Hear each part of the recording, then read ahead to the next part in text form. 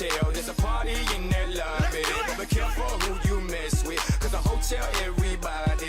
Miami where all that ass from, and their girlfriends got one too. Now it ain't my birthday, baby, but I wanna see you and her in your birthday suits. I was like, hey, she was like, yo. I was like, bowling, she was like, so. Wanna hit BTs, wanna hit Scarlets, wanna hit Tootsies, baby, let's go. She was more like Inga, I'm talking about a killer. I put her on the mic, beat it up like Thriller. She the best friend, said bring one more. Another bad one, you already know for sure.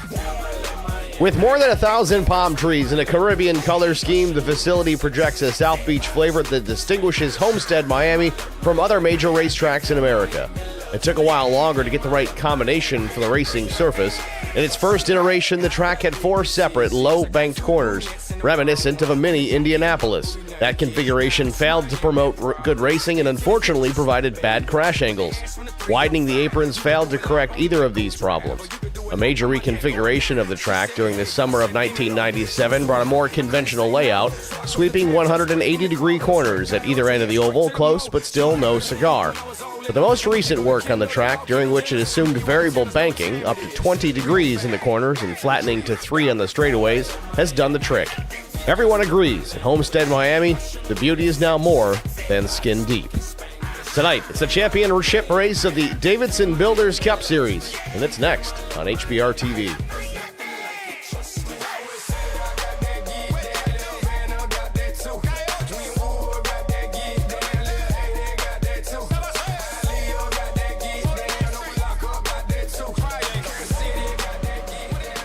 Good evening, everyone. Welcome once again to the virtual Homestead-Miami Speedway for the final race of the season here in the Numb Thumbs Racing League Davidson Builders Cup Series. Race details tonight. 133 the lap distance tonight, 77-degree ambient temperature, 83% humidity, partly cloudy skies, 8-mile-per-hour breeze, 80-degree track temperature. Nice and cool for things here tonight. Drivers working with a 65% fuel load, only 2 sets of tires over the wall. No fast repairs, 3 green-white checkered attempts if it comes down to it. With that said, practice just about wrapped up here at the Speedway. Let's go trackside to see where everyone's lined out. It seems that Zach Millett, the fast car on the racetrack right now, at a 32.415. Then Alfie Charon Jr., Matt Sisler, Jesse Sperling, Skylar Hare at the top 5. You'll make a note here in the timing tower. You'll see the driver numbers noted in yellow. Those are your championship eligible drivers tonight. One of those drivers will win a championship tonight in the Numb Thumbs Racing League Davidson Builders Cup Series, so keep a close eye on them as this race goes on. Again, practice just over a minute left in the session. We'll jump right into qualifying immediately after.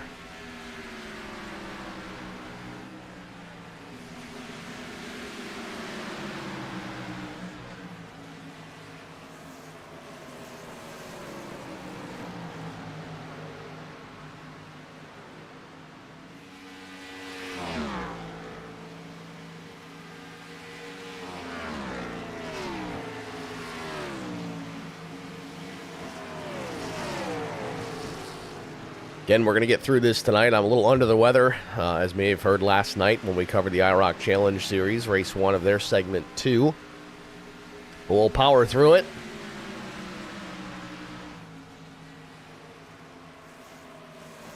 Good tonic helps a fever anyway.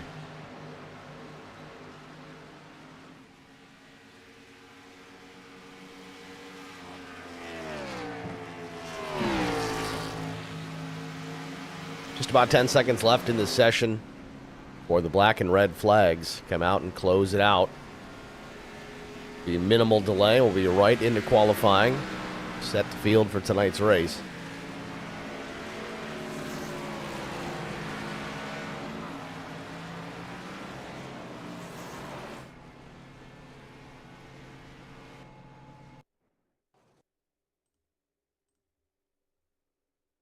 And there you have it. Practice in the books. Millett wins practice, but can he win the pole? That's going to be the question.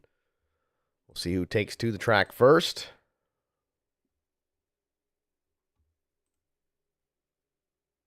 Looks like Brandon Coleman will be first to roll.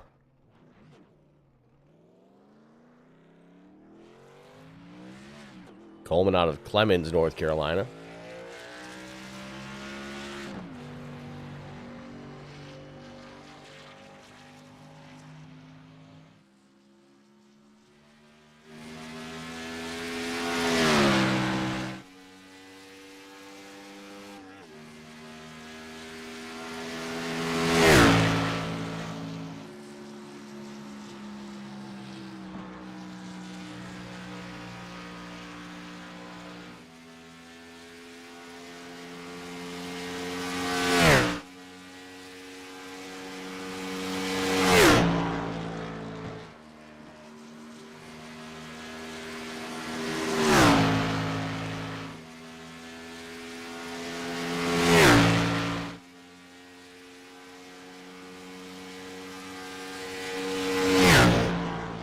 Coleman running the real high line here, trying to build some momentum.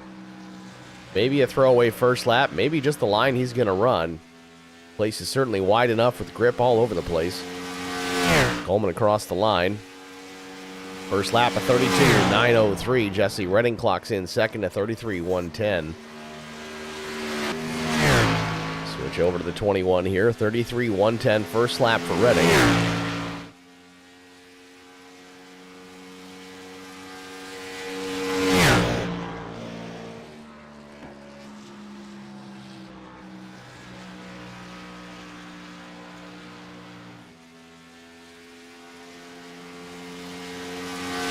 So Redding finishes up lap 2. Coleman is still with a 32.71 now.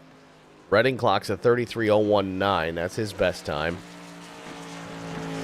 Mark Collins, 33.809 on his first lap. Oh, man, I don't know if he got the wall off turn 4 there, but he crosses the line. Does it count it? It does. 32.997, third quick for Mark Collins.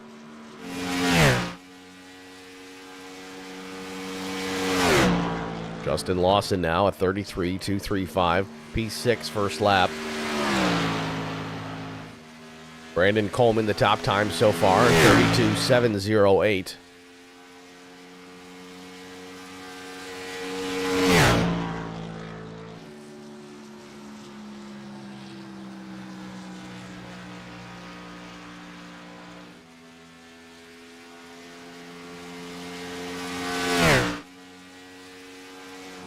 And Lawson goes P1, 32.666 on his second lap.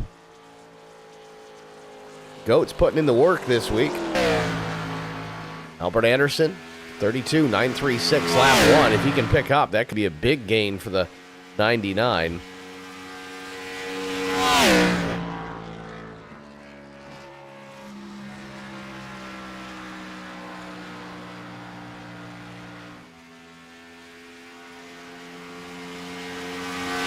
Anderson across the line. See if he improves. He does. He goes P1, 32.611. Albert Anderson now on the provisional pole.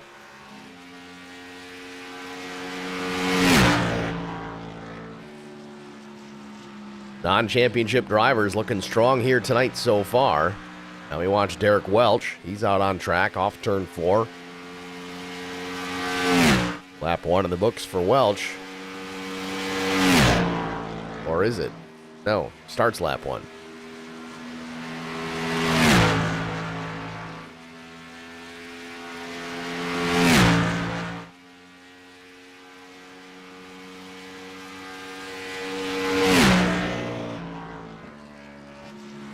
Welch now switches things up. He goes to the bottom of the racetrack in 3 and 4 here. Opens the wheel up on exit. Back to the top side, crosses the stripe. Lap 1 invalidated, but lap 2 is quick. Outside pole, 32.637 for DW. Now the 32 of Nick Biddy. He's going to take the green flag.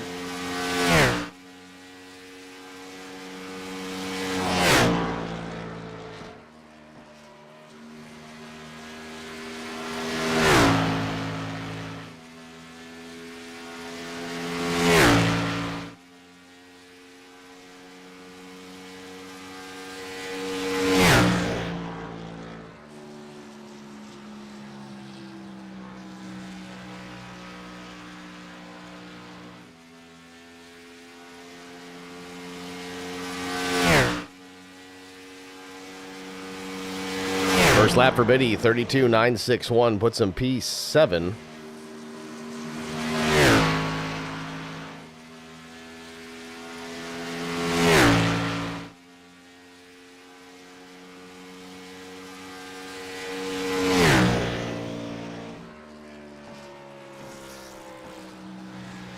About 5 minutes plus, almost 6 minutes into this session, 10 minutes the allotment of time, and multiple drivers outside the top 10 now. Haven't taken a lap just yet. Trying to get that track just cooler and cooler. Biddy maintains the 7th spot, 32.898, lap 2. Skylar Herod finishes up his second lap. He goes outside front row with a 6.35. Anderson still on top with a 32.61. Now we'll watch Anthony Williams on his out lap.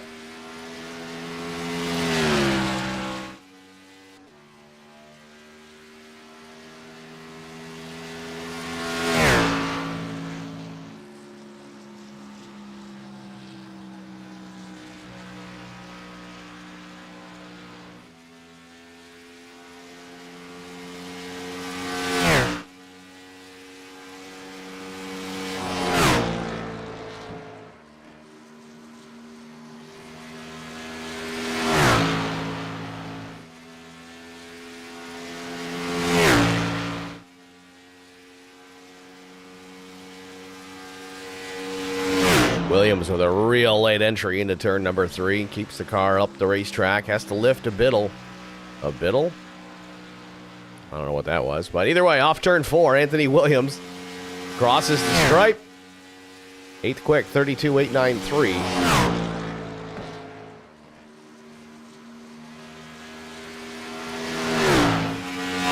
Dylan Bryant across the stripe.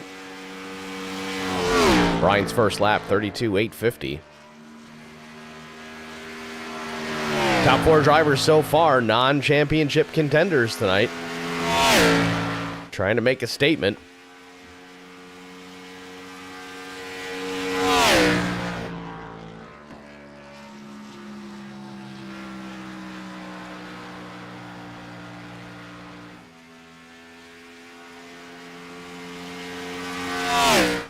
Bryant back to the start-finish line. Where does he land? And he goes top of the board. 32.564 for Dylan Bryant. There's a championship contender with some pace. Meanwhile, Zach Millett, also quick. He was fastest in practice. Ran an 8.52 on his first lap. 10th quick so far. Sharon jumps up to P7 with a 71.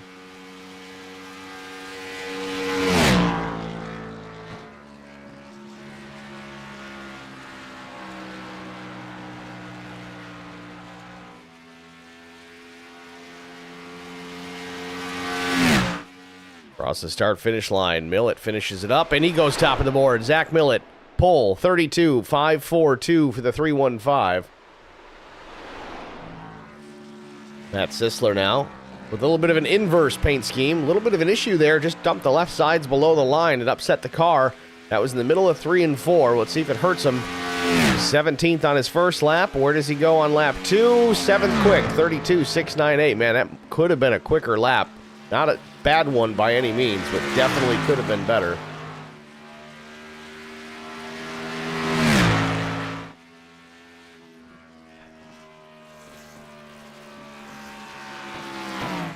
Sean Roberts back in his primer gray 33.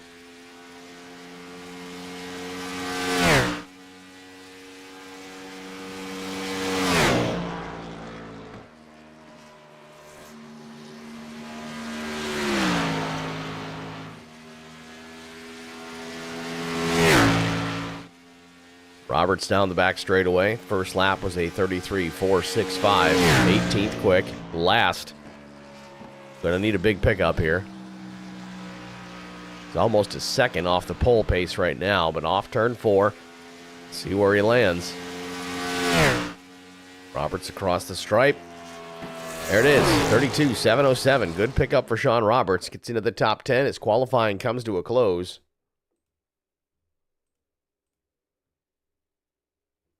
That's going to do it for this session, so it's just about time to grid. We're going to take a very quick break, though. We'll be right back after this.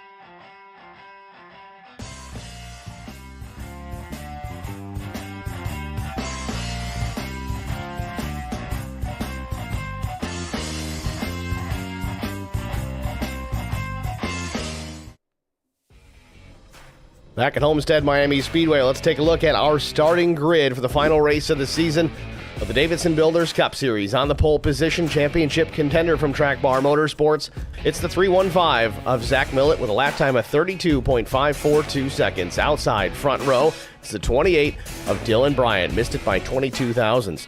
Row number 2, it's Albert Anderson III and Skylar Herod. Row 3, it'll be Derek Welch and Justin Lawson. Row 4, Matt Sisler and Chris Goins. Row 5 goes to Sean Roberts and Brandon Coleman. Starting in the 11th spot, it's the 9 of Alfie Charon Jr., flanked by the 13 of Paul Durkee. Starting in the 13th position, it's Anthony Williams in the 5. Chris Klein will start 14th. Scott Milner in the number 31 starts in the 15th spot. Nick Biddy will take the 16th position. 17th starters Mark Collins. 18th goes to Jesse Redding. Jesse Sperling starts 19th. Joe David in the 6 will start 20th.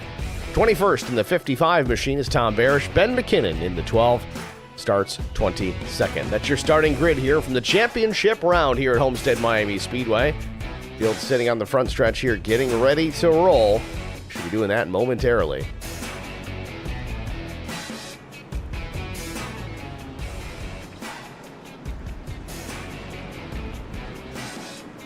Taking a look at the race details yet again for tonight. 133 laps the race distance, 77-degree ambient temperature, 83% humidity, partly cloudy skies, 7-mile-per-hour breeze, track temp cooling slightly, 79 degrees. Drivers have a 65% fuel load tonight, 2 sets of tires over the wall, no fast repairs, and 3 attempts at a green-white checkered finish if necessary. Fuel window tonight between 39 and 43 laps. Those drivers that are able to conserve enough to go to 43 laps could, in essence, make this a 2-stop race. And cautions or none will obviously factor into that. We'll have to keep an eye on that situation. But again, 39 to 43 laps, that 65% fuel load, about all they're going to be able to go.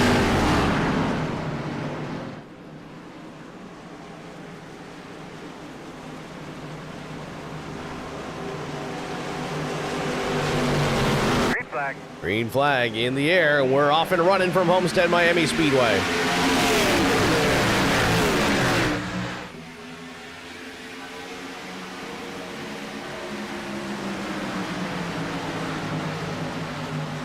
Dylan Bryant rail loose in the middle of 1 and 2. He slips up the racetrack while Skylar Harrod goes around the outside. Bryant still trying to save it. Contact from the 20 of Lawson.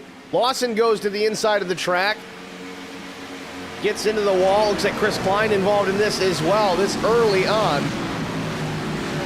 Lawson rolling backwards here. Got to get that thing spun around. Can't win this going Days of Thunder style. And there it is. Caution is out now. Another issue. Looks like this might have been out of turn 4. We missed that one. But just like that, under the yellow flag here at Homestead-Miami Speedway, didn't take long to get the Muehlberger Custom Homes yellow flag out.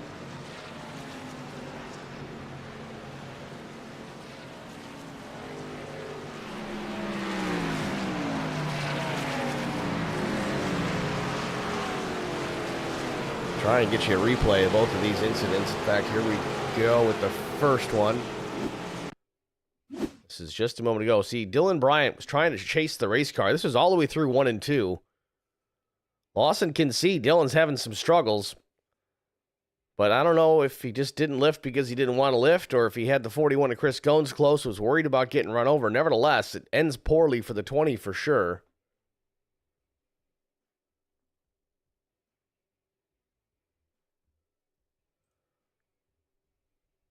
And in the meantime, let's watch Dylan Bryant, because he stayed on the racetrack, but he's still having handling issues. He's up, he goes up the racetrack, and then this is our second incident. This is where the yellow comes out. Catches up Nick Biddy, Jesse Redding, and others.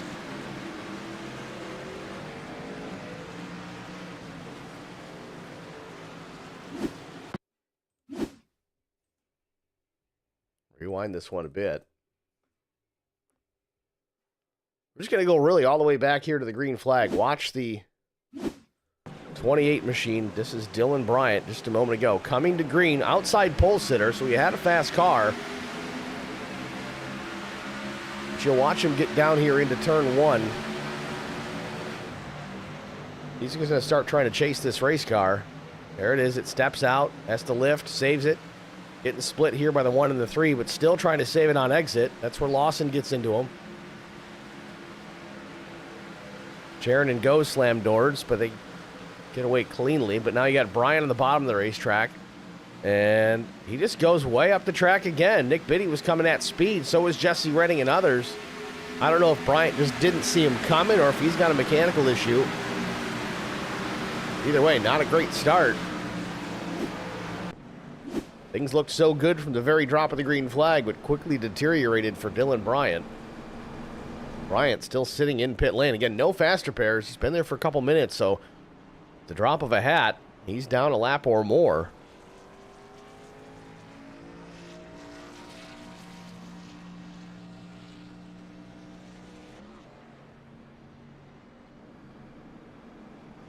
So this will set us up for yet our first restart of the night.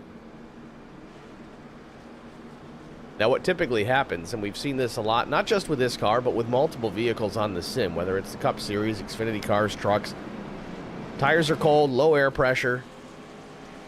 They're a little hard to handle until things start to come in. You got to build some heat in those tires before they start to feel good. Factor in that everybody's bunched up here, throw the dirty air into the mix, and it just doesn't help things.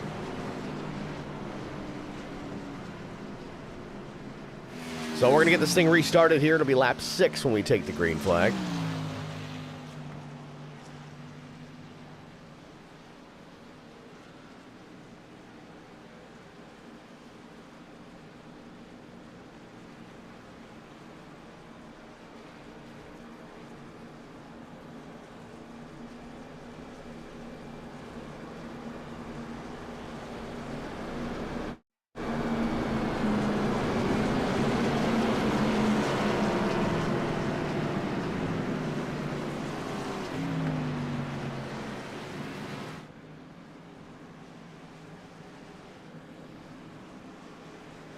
All right, let's try it again. Millet's going to bring him down, and now Albert Anderson will have the opportunity to restart to the outside. He hangs back just a bit, but Millet fires, gets the jump on that second row. Meanwhile, Skylar Harrod, Albert Anderson will be side by side, or will they? Harrod had a better jump.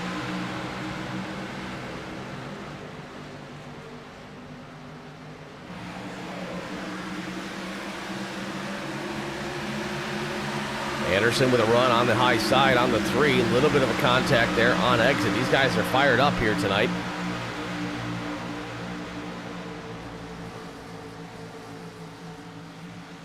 Alfie Charon Jr. quickly going to the bottom of the racetrack. Clears the 33 of Sean Roberts for that position. That's P6 that goes to Alfie.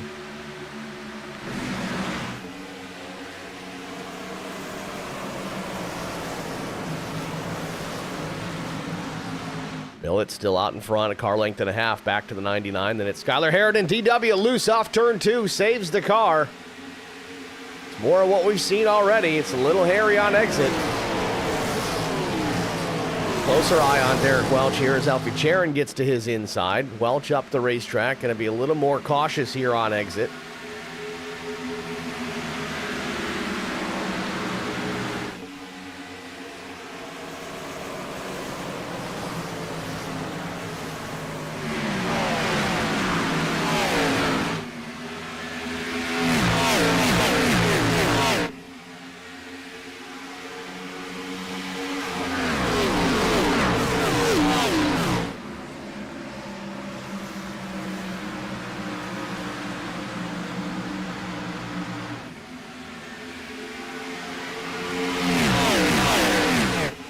Nine laps in here at Homestead-Miami Speedway. Tire temperatures and pressure up to snuff.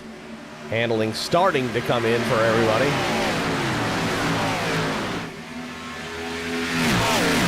Millet starting to stretch things out just a tad over the 99 of Anderson. Still about a 2 tenths, maybe 3 tenths advantage for Millet as he gets into 3 and 4. Drives away a bit. Drives it in deeper than the 99.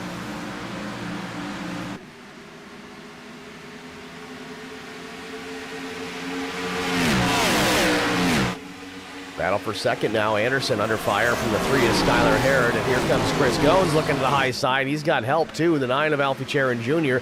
Will Goins make this 3 wide? No, not yet. Anderson slams the door. Goins switches lanes. Didn't want to give up that big run. He gets to the inside. Going to try to get 2 for 1. This special at Wendy's. Bottom of the racetrack. No, nothing doing. Anderson slams the door.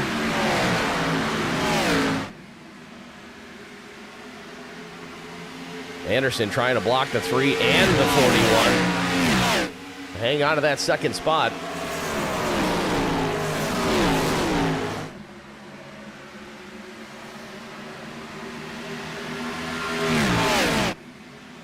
Checking on the stream chat, Plus EV Racing asking, who is eligible for the championship? Well, I've made it a little bit simpler this time. If you look over in the timing tower, I've denoted the drivers eligible tonight with a yellow number. So if you see a yellow number to the left of their name in the timing tower, those are your championship contenders, and there's a few of them.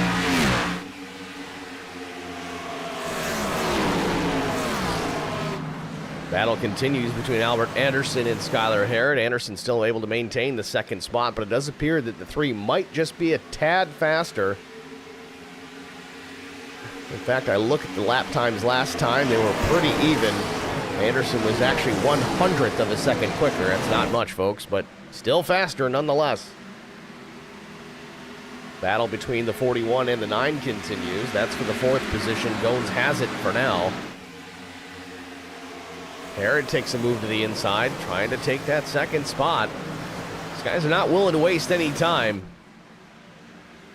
I stand corrected on the race distance, too, by the way. It's not 133, it's 125 laps.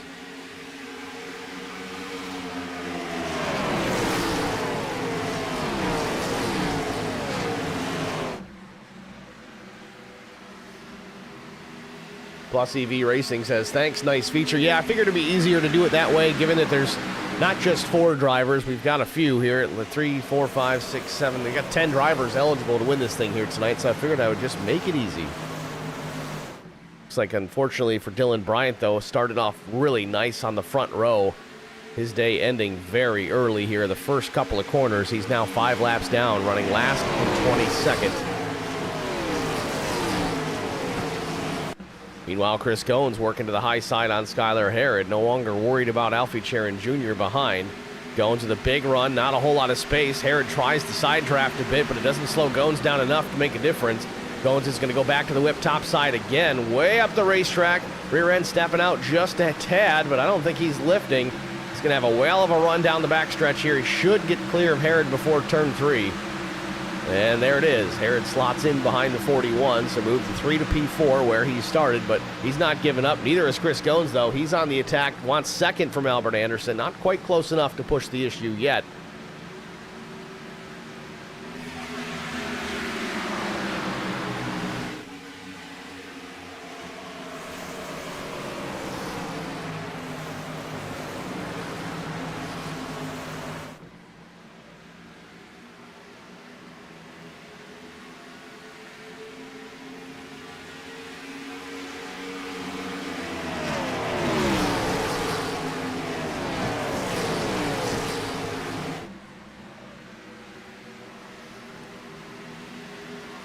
Goins now back to the outside of Harrod.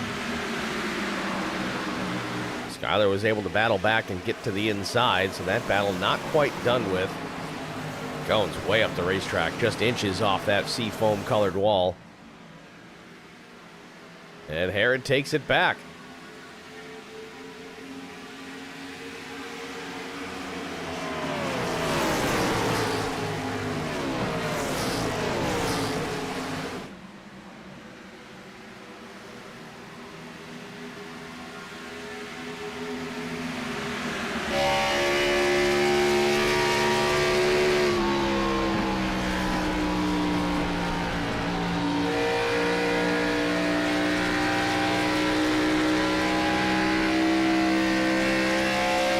Right on board with Albert Anderson. Looking back at the rest of the field, Anderson still running in the second position.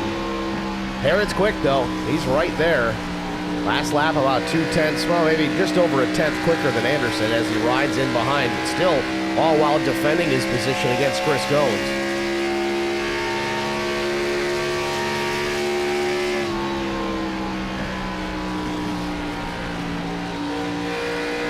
Got Larry Dickerson in the chat, says, look forward to your coverage tomorrow night for the best in the business. Larry, I appreciate that. I don't think I'm the best, but I do my best to try to be. But he brings up a good point. If you guys like watching the broadcast here at HBR TV, be sure to tune in tomorrow night. Just about the same time, a little later than tonight, covering VRL, the Vigilante Racing League, and their season finale out at Phoenix Raceway. That'll be all here live on HBR TV.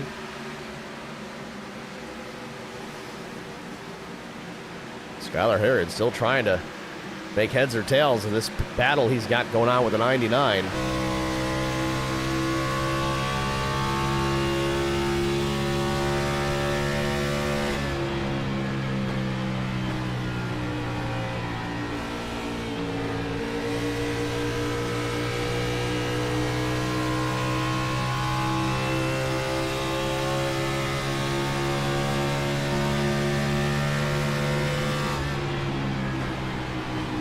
Skyler driving it way deep into the corner. And again, we've seen this a bunch this season. It's the different driving styles of different drivers. Anderson backing up his entry a bit allows Herod to close the distance, getting into the corner. But Anderson able to drive out and put some distance between himself and the 3. Oh, Millett disappearing there for a moment up ahead. Brief connection issue for the 315. We don't see that very often.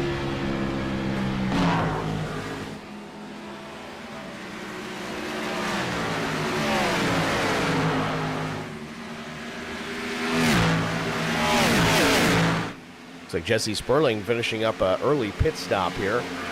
Sperling coming down at lap 20. Certainly very premature, at least as far as fuel is concerned, unless he's trying a real alternate strategy here, which very well could be the case.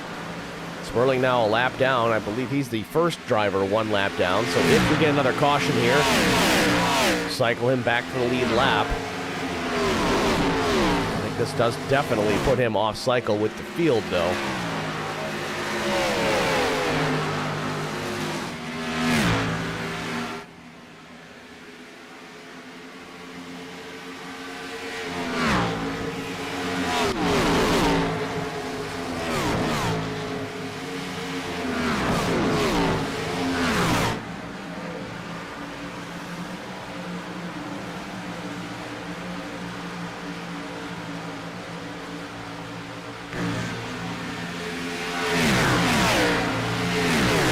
Biddy battling with Joe David. David just struck the wall there on corner exit.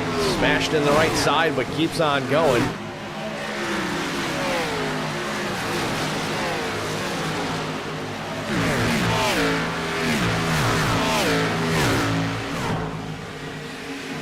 Nick Biddy, of course, one of our championship contenders here tonight, involved in our first caution. He's able to get repairs effected on that 32. He's back in the hunt, though. Running in the 17th spot. Certainly love a caution to bunch the field back up and become a battling member back in that group. I'll tell you, though, Joe David all over the back bumper of the 32, trying to make moves.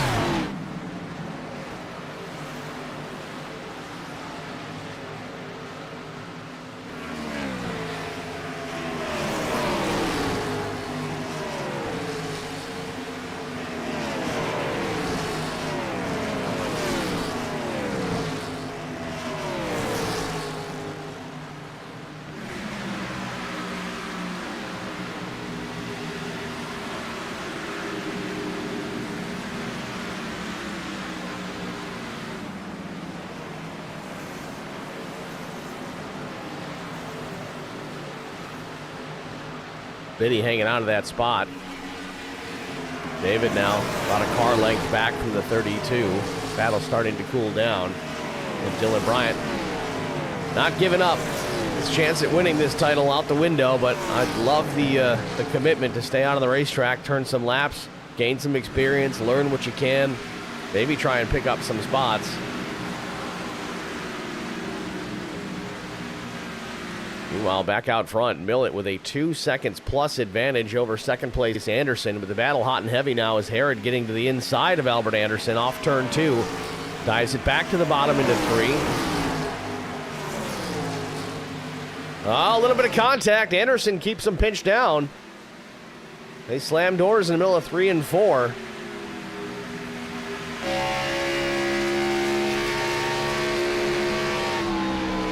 See if we get it again.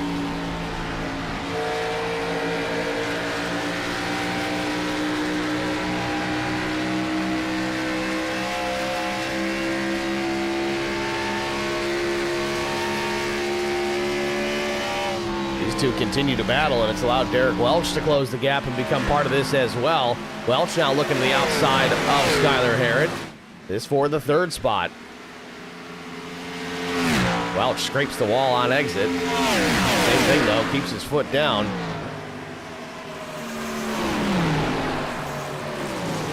Goins going to think about going up the middle, make it 3 wide. Not enough room. Welch starts to close the door. Goins wisely lifts out of the gas, but if that's with 5 to go, I don't see it happening that way. Goins being cautious there and being wise. Can't win the race if you don't finish it. Goins and Sharon still running. Now fifth and sixth. Anderson hangs on to that second spot as Harrod's now trying to battle with the one of Welch.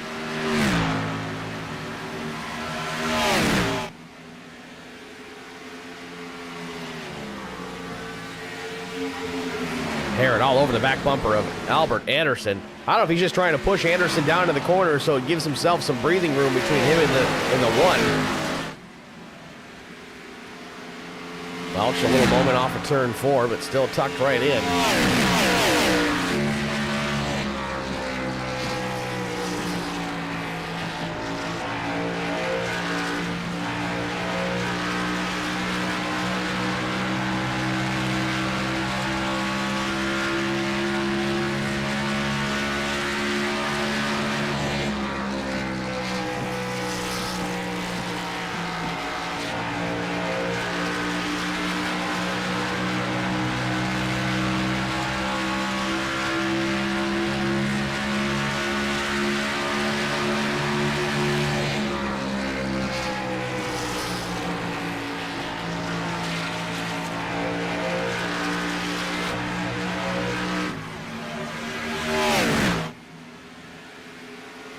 Welch now back on the attack to the inside. Skylar Harrod down into turn number 3. Welch may have it this time. Well, Skylar's going to battle back on the high side.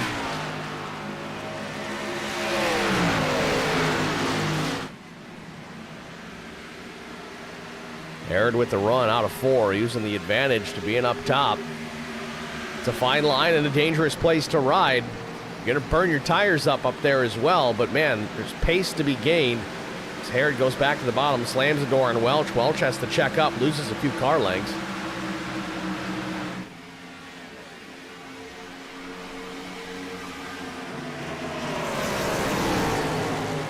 Oh, Harrod, little too down to the bottom of the racetrack. Too shallow an entry for the 3. It's going to wash him up the track and open the door for DW. Off turn 4, Welch now back to the inside of the 3.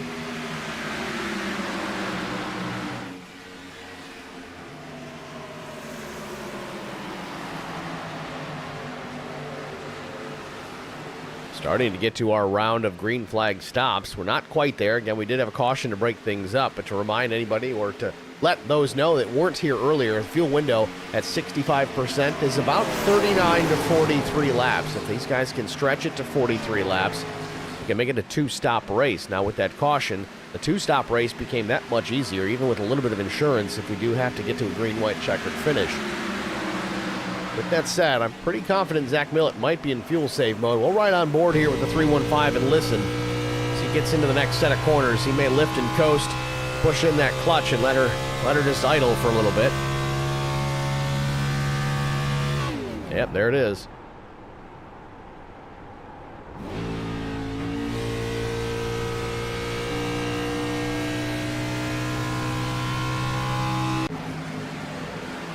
Connection issue again for Zach Millett. So he's got a 3-second lead now on the rest of the field, almost the length of a full straightaway. Lori in the chat says, is it just lap 33? Well, on my end, it's lap 36 now, but you'll get that on a bit of a delay. So yeah, you were right when you asked, I would assume. We've only been green for about 22 minutes overall, counting the caution.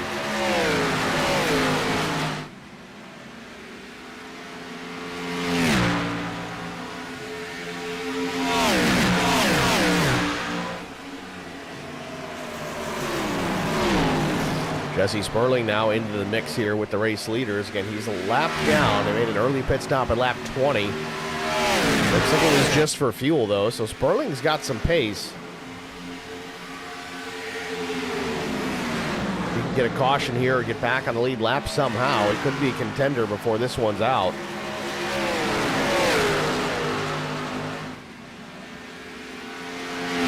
Still watching this battle for the second spot. Derek Welch wants around Skylar Harrod in a bad way. Hopefully DW can keep his patience here, because if he gets a little frustrated, who knows how much contact we'll see.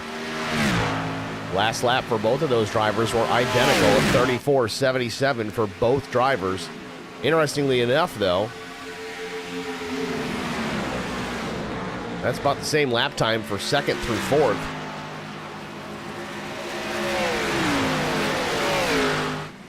Lori Vickers, thanks. I missed the start.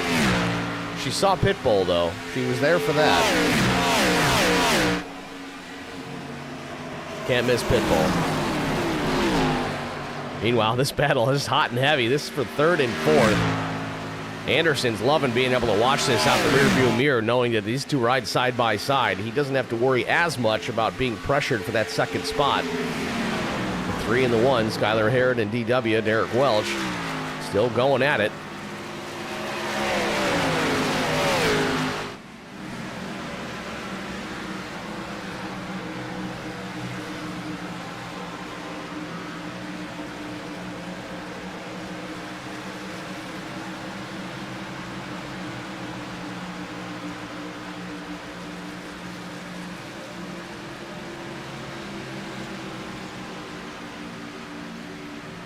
I just wonder how long these guys can put up this kind of a battle without burning off their stuff. Anderson's just out there cruising, running laps, and they're still not really losing a ton of ground to that 99 machine. But here comes DW. Is he going to pit? He is. This seems a little premature. We only had about half a green flag lap before we put it back under caution, and then we restarted at lap 6.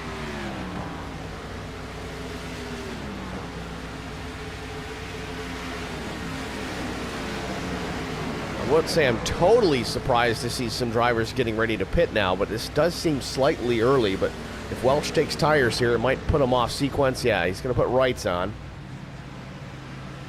Crew around to the left. Does it go up on the jack? Yeah, so 4 tires and Sunoco race fuel for Derek Welch. He's going to get back in action here, and he's going to have pace. So he's going to utilize these fresh tires for as long as he can until everybody else starts to pit. Now, he has lost a lap. But as everybody else starts to make their green flag stops, he should get that back with ease.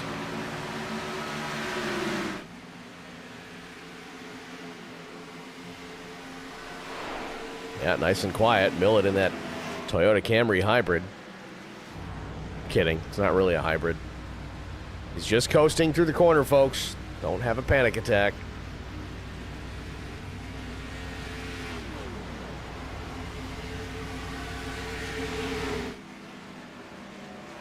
Couple more drivers into pit lane. Albert Anderson, Anthony Williams, Chris Klein, they head on down. Anthony Williams, Scott Milner as well.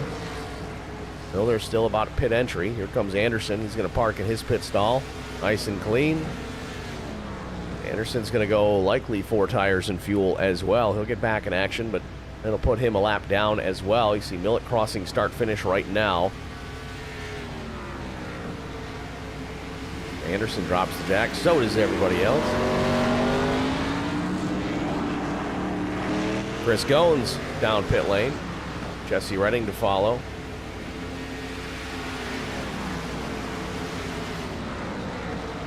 So it wasn't too early, I guess. It just happened to be Derek was the first driver to hit pit lane for his round of scheduled stops. Here comes Zach Millett off turn 4. He's going to come to the pits. So the 315 gives up the race lead to Sean Roberts. Skylar Herod is going to come down. Alfie Charon Jr. to follow as well. Skylar Herod.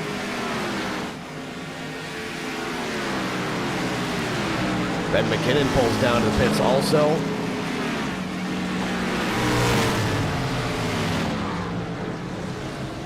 Millett in the pit box here. Man, I thought he was a little too deep in there. Thought he was going to have to back up. Not the case.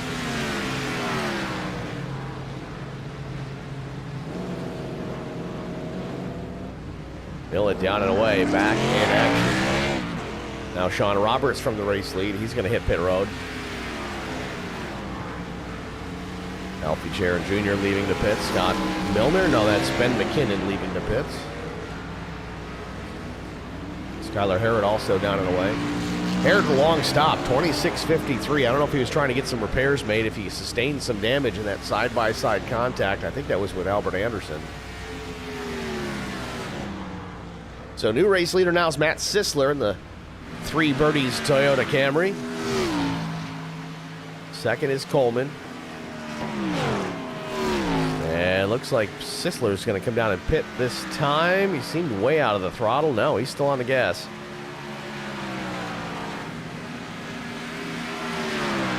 Doesn't seem like he's wide open, though.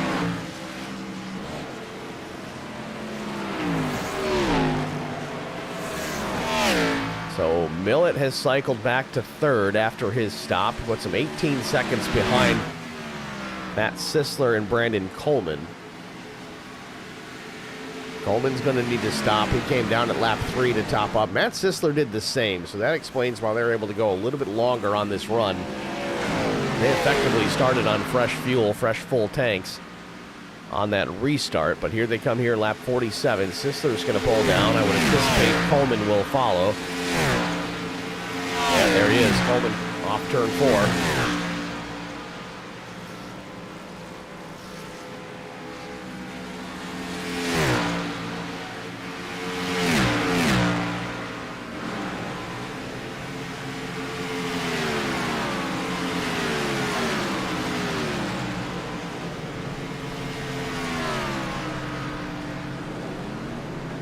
So 4 tires and fuel for Matt Sisler. He'll be down and away. He'll get back in action. But meanwhile, Zach Millett has retaken the top spot. And what did I say about Welch coming down early? It was not a bad call. In fact, it gave him a couple extra positions, getting in and out of pit lane very well, but also having the tire advantage for a few laps on those drivers that stayed out a lot longer, trying to save the extra laps for fuel. Because now Welch came in, he was running 4th at the time of the pit stop. Now he runs 2nd, only 7/10 behind race leader Zach Millett. Now remember, Millett had a 3-second advantage over 2nd place pre-pit stop. So far, it's seemingly a really good strategy here for DW to put him in good position up in 2nd spot here, 49 laps in.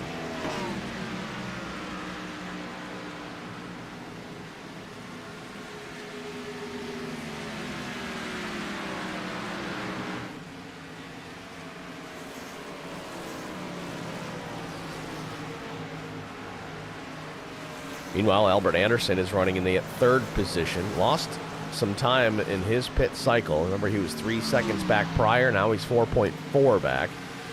Chris Goins on the back bumper, then Chris Klein back there in the 5th position. Klein took a similar strategy as well. She came down in pit lap 42.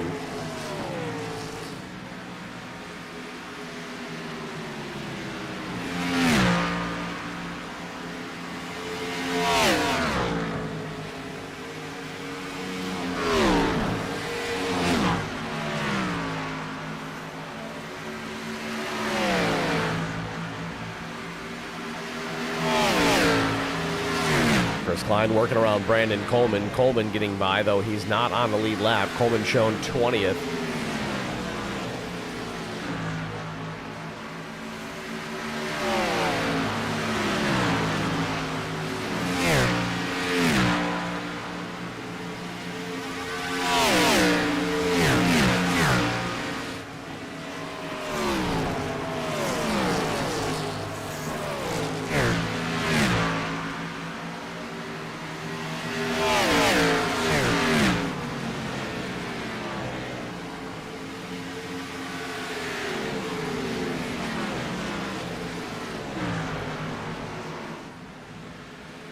So out front, Zach Millett. Well, Millett's back in hammer down mode. He's put 1.9 seconds now on 2nd place, Derek Welch. Let's try and take this opportunity, though, to get through the field the best that we can. At least our lead lap driver, Zach Millett, of course, out in front.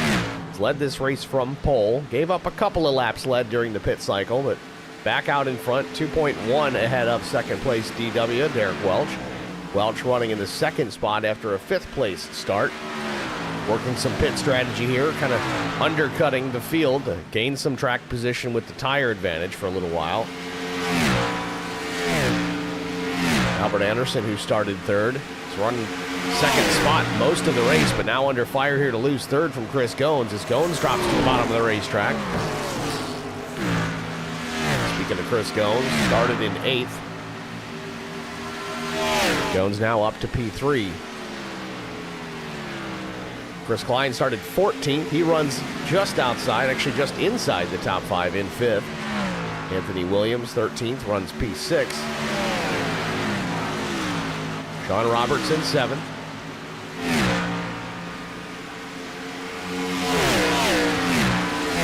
Alfie Churin Jr., who started in the 11th spot, runs in 8th. Paul Durkee started 12th, running 9th. Skylar Herod lost a bunch of time in that pit cycle. Remember, he was right up there battling for that second spot with Albert Anderson pre-pit stops. Now he runs in 10th, just behind Paul Durkee. But Paul Durkee just ahead. We'll see how long he can hang on to that spot. Jesse Redding started 18th. He runs 11th. And Jesse Sperling started 19th. Strong run so far, up to 12th. Remember, Sperling was a lap down before. He's gotten that lap back, but he's still off cycle from the rest of the field. We'll have to see if that plays a part later on. Mark Collins started in the 17th position. He runs 13th. Matt Sisler started 7th, now runs 14th. Lost some time. Scott Milner in 15th, where he started. Nick Biddy back to where he started from after his incident early on in the race on lap 1. Joe David up 3 in 17th. And he is the last car on the lead lap.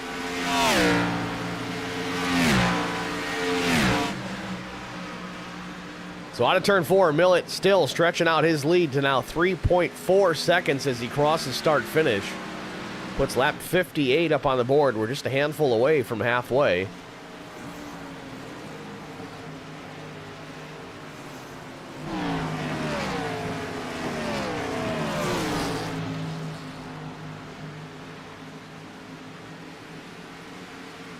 Welch running in second still. He's got a healthy margin back to third place, Chris Goins. But third, fourth, and fifth, all here in this picture. You got Goins, Anderson, and Chris Klein.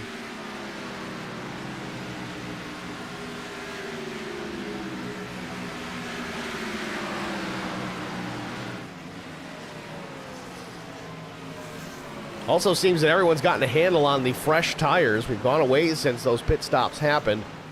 I was a little fearful that we'd have a similar issue with low tire pressure. The guy losing the car. Didn't happen, thank goodness. I think everybody's out of the woods as far as that concern is concerned.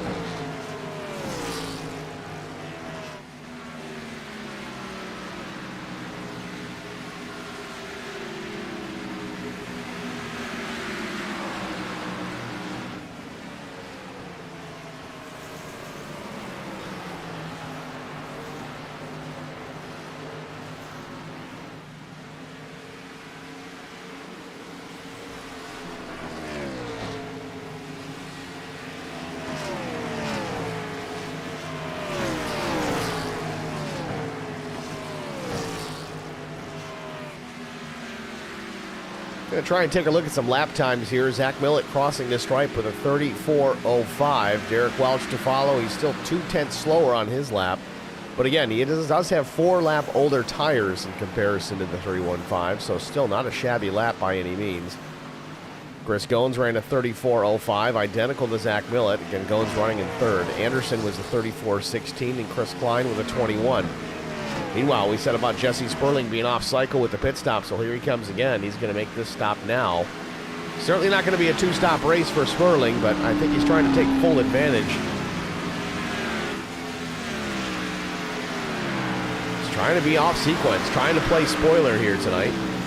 So Sperling's going to take a set of tires. I don't know if he took a set previous. It might have just, I think it was just fuel, so this could be his first set of tires.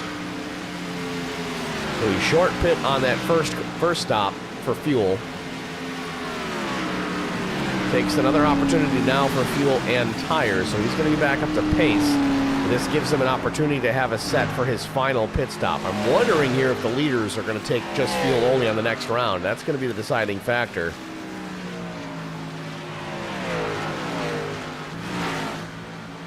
So just past halfway here at Homestead-Miami Speedway, Zach Millett leads with a commanding 5.1 second lead over Derek Welch. We're going to step aside, get a short break out of the way, and we'll eventually switch over to HBR TV side by side. So stay with us. You won't miss a moment of the action. We'll be back after this.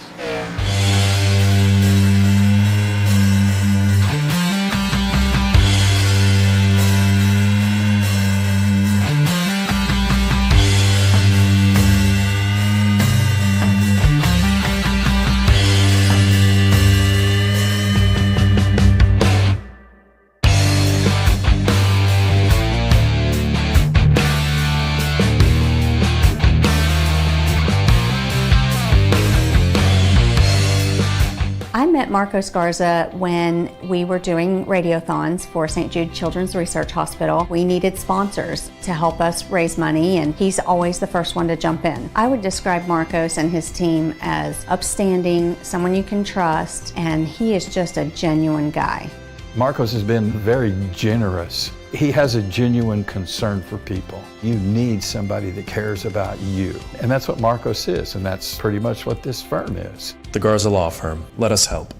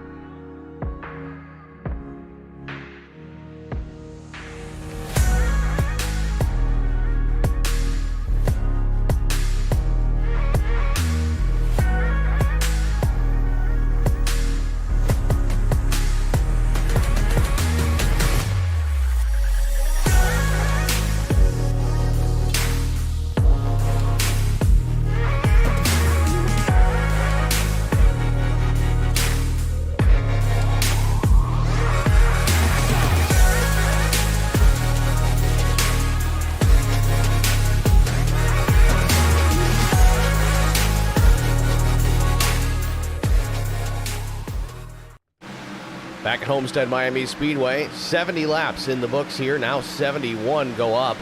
Billett still with the lead, 6.4 seconds back, starting to encounter some lap traffic in that of the 31 of Scott Milner. And again, connection issues for the 315. We have not seen this rear its head a lot this season, if at all. Championship race, certainly not the place you want to see it, and he's out again.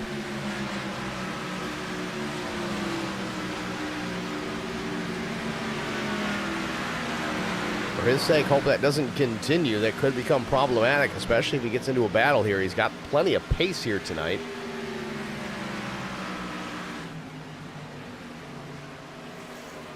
Interestingly enough, though, Chris Goins, fastest car on the racetrack overall, 32.69, the best time out of the 41, fastest of all on the racetrack for now.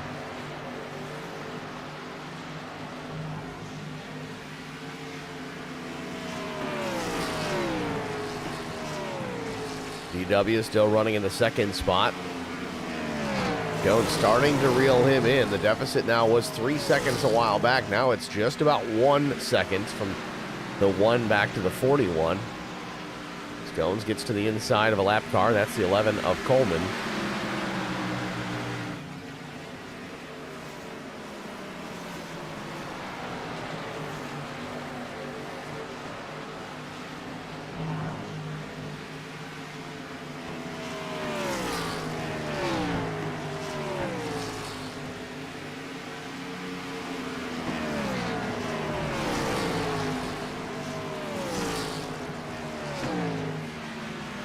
Anderson content following the 41 of Goins, at least to work their way up through. He can certainly save some more fuel running in the draft of the 41. And we have not seen a caution since that first lap. Been green ever since.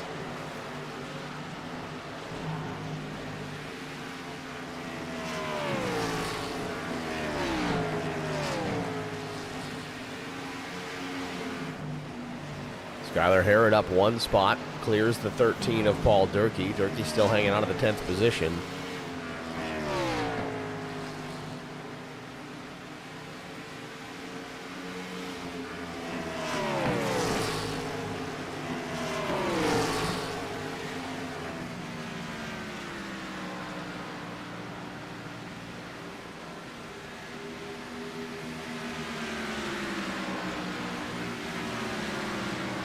And Jesse Redding back in 11th. Sperling still running 19th. Finds himself a lap down again after his green flag stop, but he's the 4th car lap down now, so in this case, if the caution comes out, he would not be the beneficiary of that lucky dog. It would go to the 31 of Scott Milner.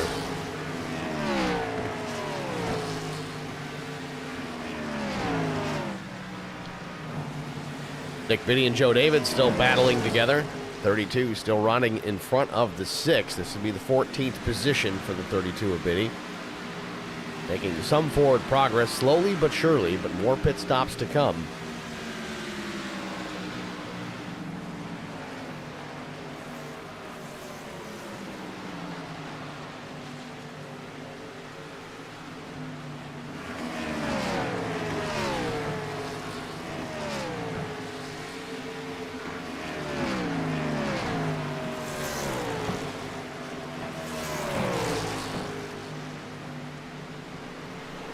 Could see some more green flag stops here in the next 10 laps or less.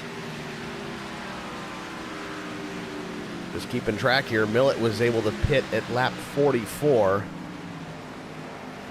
Now, if I remember correctly, we went back to green at lap 6.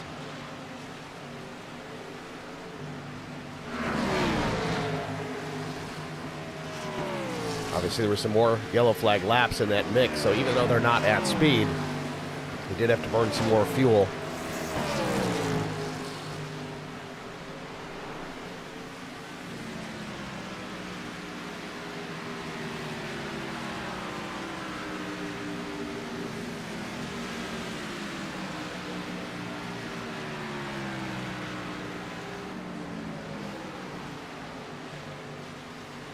Millett starting to close into the back of some more lap cars, or soon-to-be lap cars. That would be the 6 and the 32, Joe David and Nick Biddy.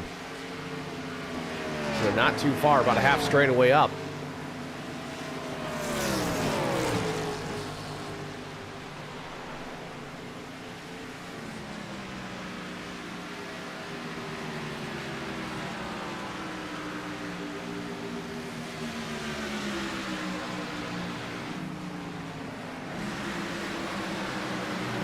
And Derek Welch, early to pit road again.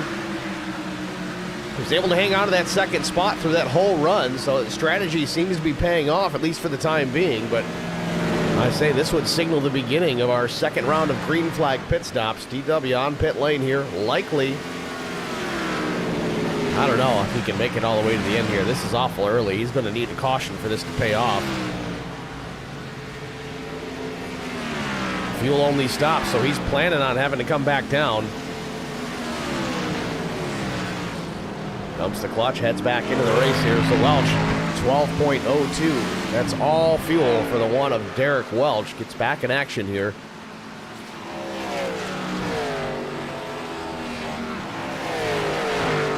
You got Dylan Bryant in the chat. Assuming that means he is done for the night. Dylan Bryant says, go get them, Albert and DW. DW back out there with full fuel on board, but old rubber underneath him. He's just going to need to hope and pray for a caution.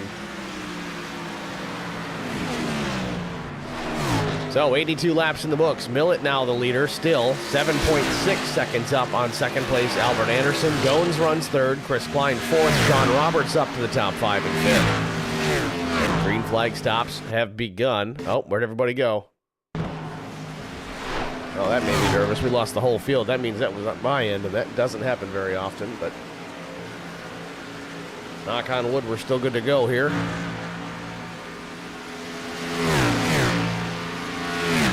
One car losing connection in front of the race leader. Millett's got to be careful here not to run into the back of that car. He still hasn't come back in, and keep a close eye on that.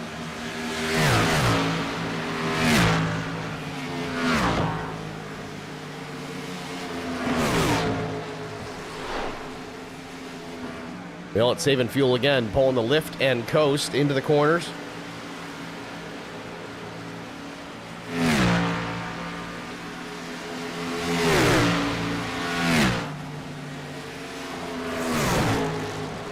So now Albert Anderson and Chris Klein head to pit lane. Oh, trouble on entry. Chris Klein trying to avoid Milner. I don't know if they made contact or not. It certainly looked like there was some sort of an impact.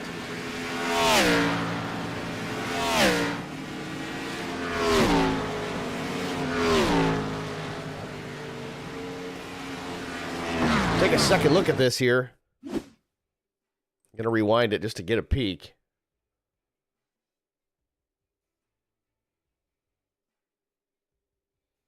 Yeah, so it looks like Milner had an issue on entry, cuts hard left, sends Klein into the pit wall. Maybe not significant contact, but not good. Anderson down and away, 4 tires and fuel for the 99, so he's done putting rubber on. Alfie Sharon Jr. also in the pits.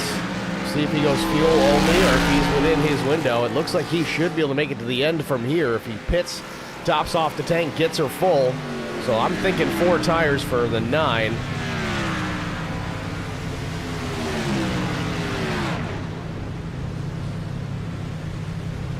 Chris Goins comes down and pits as well. So yeah, 4 tires and fuel for Alfie Sharon Jr. He heads back down, and we watch Zach Millett. When will he make his run? He's going to stretch this as far as he possibly can. He wants to build some insurance here. He said 39 to 43 laps was the maximum fuel window. I don't think Millett's going to be able to go the 43 laps there. He's been out front, hardly anybody to draft with. I know he's saving a lot in the corners. But he wants to insure himself against a late caution.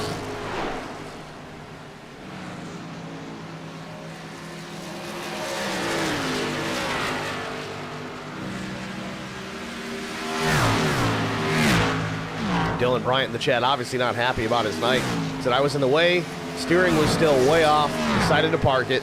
What a night to lose talent. It's a tough break. He had a fast run in qualifying, started outside pole, but had to chase it all the way through 1 and 2, and that's all she wrote. But here comes Zach Millett to pit lane, likely his final stop of the night.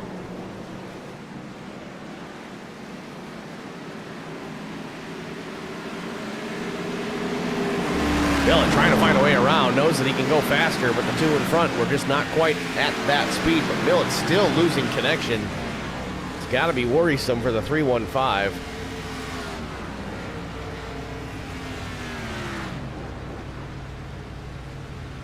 And there it is. Going to be 4 tires and Sunoco Racing fuel for the 315 is Zach Millett.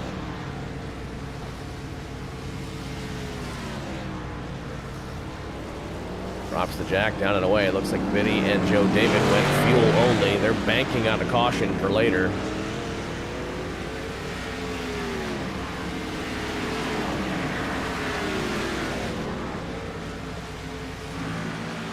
Matt Sisler in the pits as well. He's going to put on his last set of tires. He should be good to go to the end.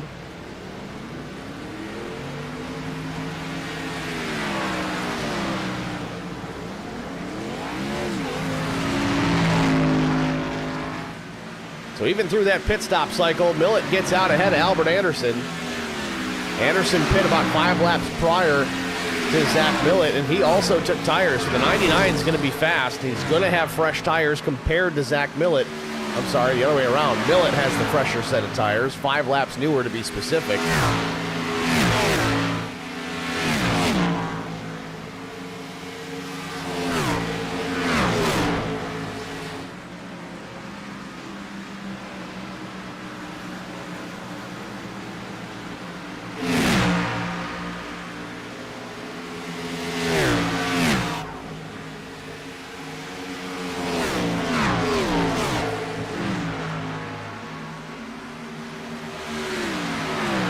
Brandon Coleman comes to pit lane. Again, he jumped up into the top 10 through this cycle.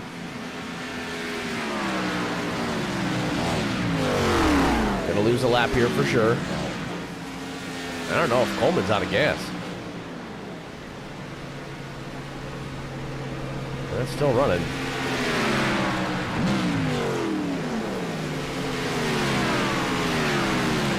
So Coleman's going to get back out there. He's going to be the freshest tires of the bunch, I believe. But he's going to go back out a lap down. Lights up the rears, Justin Allgaier style. Coleman back out.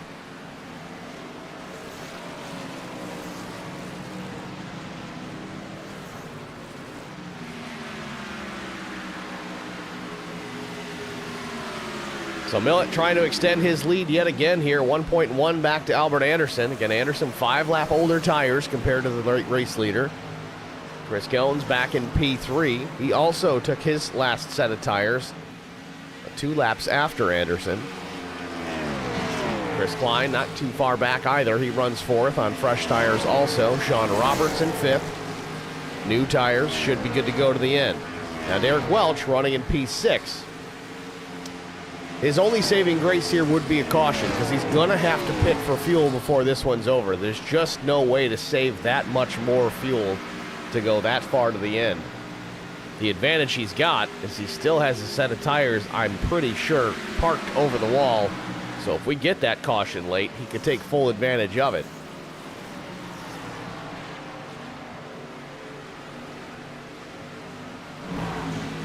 Meanwhile, Alfie Sharon Jr. closing in. He's also got fresh rubber underneath him. Anthony Williams further back in the 5. Also, last set of tires have gone on. Want to make note here, though, Jesse Sperling back into the top 10. A very wild strategy here for the 29. I don't see anybody else working it like this. He's been short pitting every opportunity, making this for certain a 3-stop race. His last pit stop came at lap 60.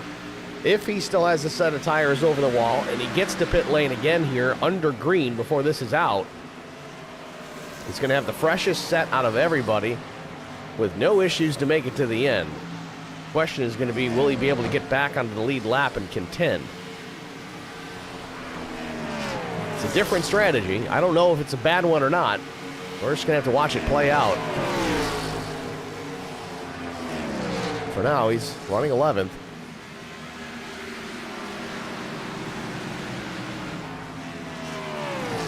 Millett continuing to stretch his lead over Albert Anderson. It's now 2.8 and a half, 2.9 seconds for Millett.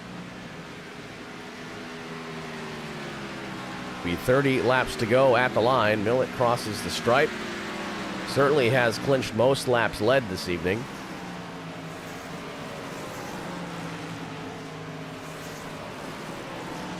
Welch has slipped back to now P8 as Williams clears the 1. And don't be alarmed, Welch did not change tires last time, so fuel only for the 1. Has another set waiting if we get a caution.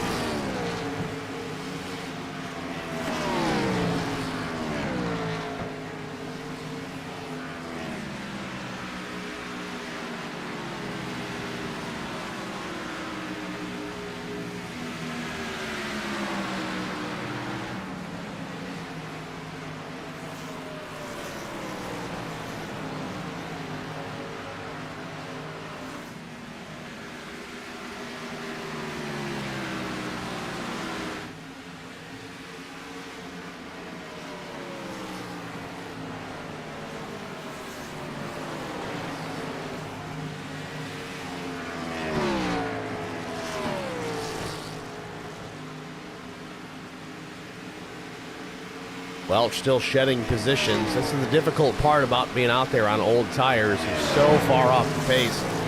Welch's last lap at 35.27. It's compared to the race leader at 33.57. He's almost 2 seconds slower per lap.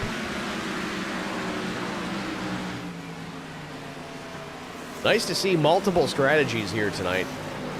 Some guys wait until the very late end to go 2-stop strategy. Some guys banking on 3, knowing they can save a set for that final round. But knowing they're going to need that caution to use them, it's a gamble, but it's one that we've seen pay off in the past.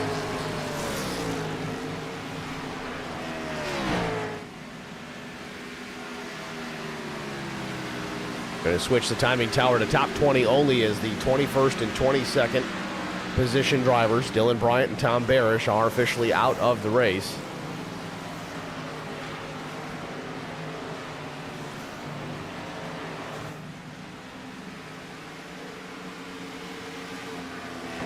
Now 13 cars on the lead lap.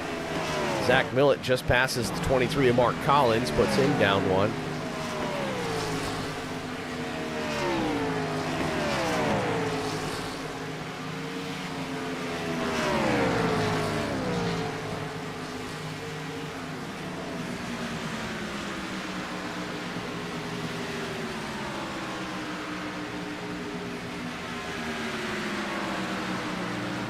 So 25 laps remain here from Homestead-Miami Speedway. Top 5 is Zach Millett, Chris Goins, Albert Anderson, Chris Klein, and Sean Roberts. Further down the line, Alfie Charon Jr., Anthony Williams, Skylar Harrod, who was very strong earlier. Just haven't seen that much pace out of him since that first round of stops. Paul Durkee is 9th. Welch has fallen down to 10th. He's about 9 seconds away from being in danger of losing a lap, and Millett loses connection again.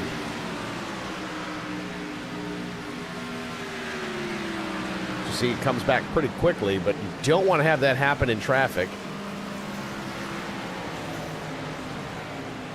Jesse Redding now just cracking the top 10 again as Welch loses another position.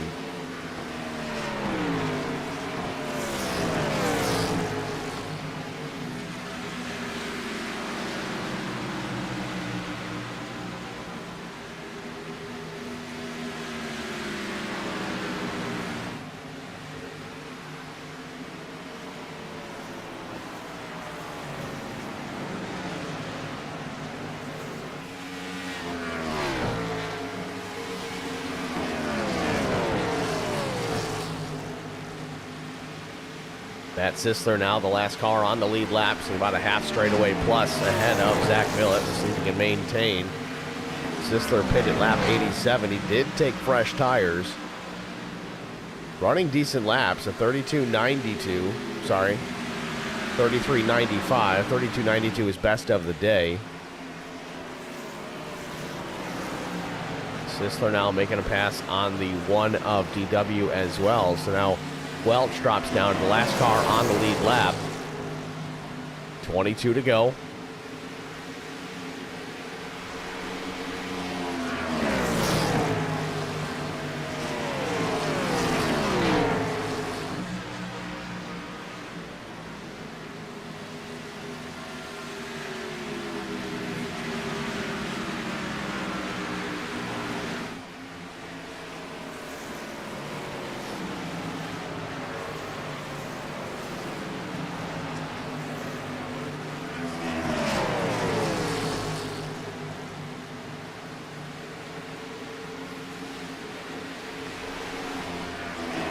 A lot of drivers still trying to save some fuel. I'm curious if Zach Millett's going to do the same here. I know he's good to go to the end and possibly a green-white checkered as well.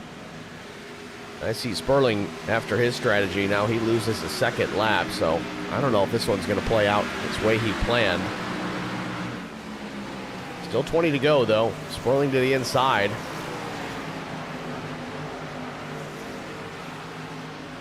Millett going to have to be careful here, trying to put the one, a DW, a lap down. Derek goes way to the bottom of the racetrack. I don't know if he's making a pit stop here or if this is just him getting out of the way of the race leader. It looks like he was just yielding to Zach. Class move there for Derek Welch. Coming to the realization that strategy just not falling into place like he had hoped. Needed the caution to come out for it to really pay off. Now that he's a lap down, it's not all hope is lost because he's in the lucky dog position as Mark Collins gets into the back of the one, though.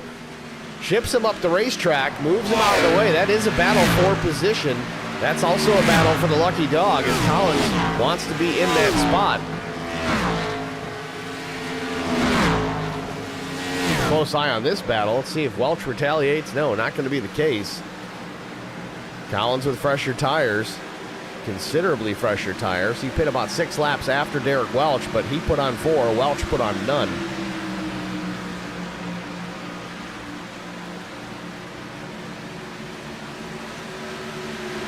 So with 18 laps to go, Zach Millett still out in front, dominating here this afternoon.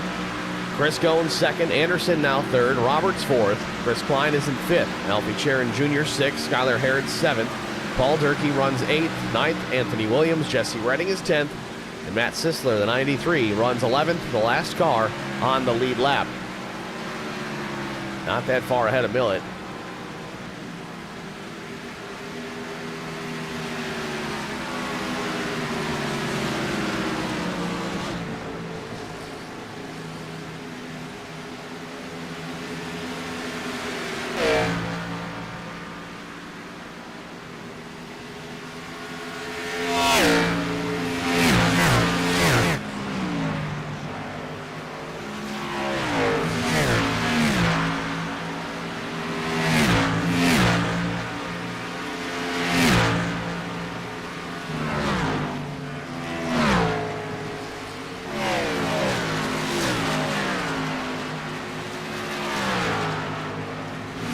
Less than 16 laps left. Millett enjoying a very comfortable lead. Yeah, I want to remind everybody, we've been clean and green pretty much since our first caution, which came out in the first couple of corners. Restarted this race about lap 6. It's been smooth sailing ever since.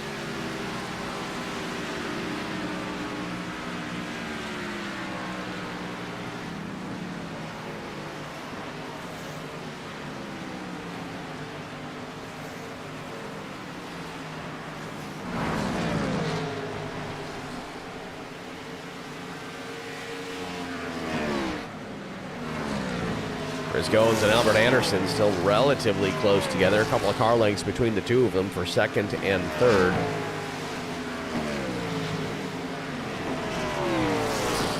Goins with just a couple of lap pressure tires than the 99, which likely giving him that advantage to get around. At least in a more simpler form. Goins seemed very quick early, but so did Anderson. Anderson's been a front runner really all night long. And Derek Welch comes to pit lane, having to come down to at least top up. I'm sure he's going to bolt on those tires anyway, just to have at least a more comfortable run to the finish.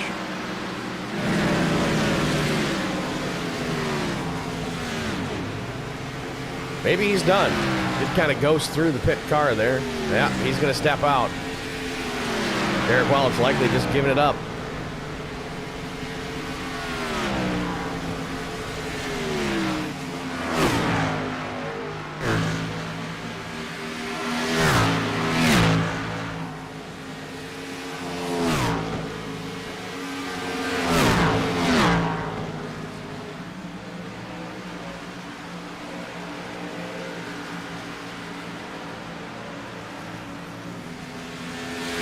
Derek Welch jumping in the stream chat says, I took a chance and it didn't pay off. Didn't have anything to lose. That's true. And the caution comes out just a little bit too late for Derek Welch.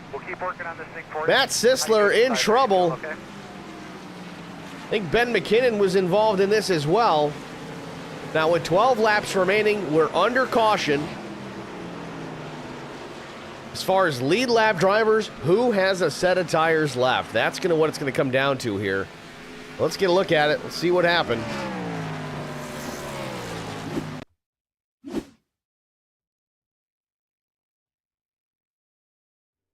Well, it looks like we had a connection issue with Matt Sisler. He disappeared there for quite some time. He was battling with the 12 of McKinnon.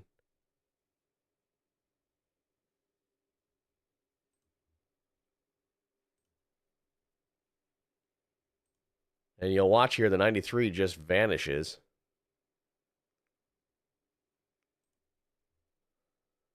We've talked about this a lot this season, and all multiple seasons, really. This is the danger of a bad connection. You just disappear. Something maybe happens while you're disappeared. The driver's still able to drive on his own. This happening all right with Zach Millett, the race leader at the time.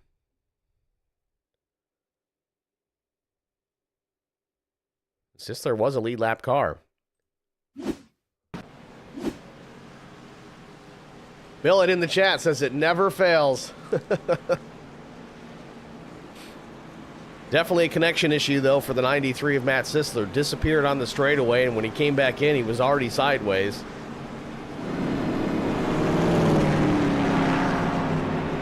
So it looks like Chris Klein is going to pit here. Does he have tires?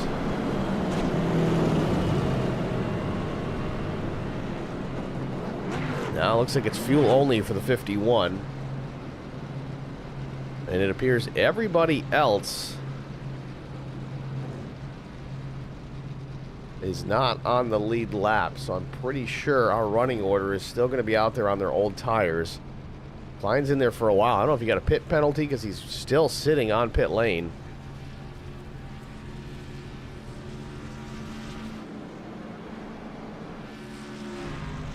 Not sure what's going on here with Chris Klein. If he's just trying to get some repairs made.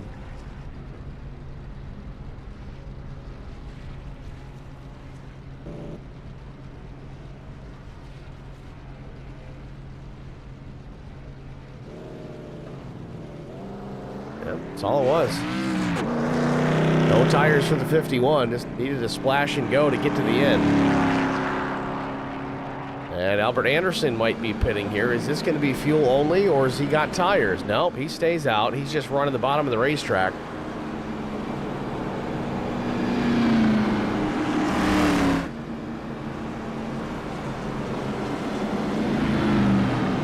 So let's follow up here while we have an opportunity.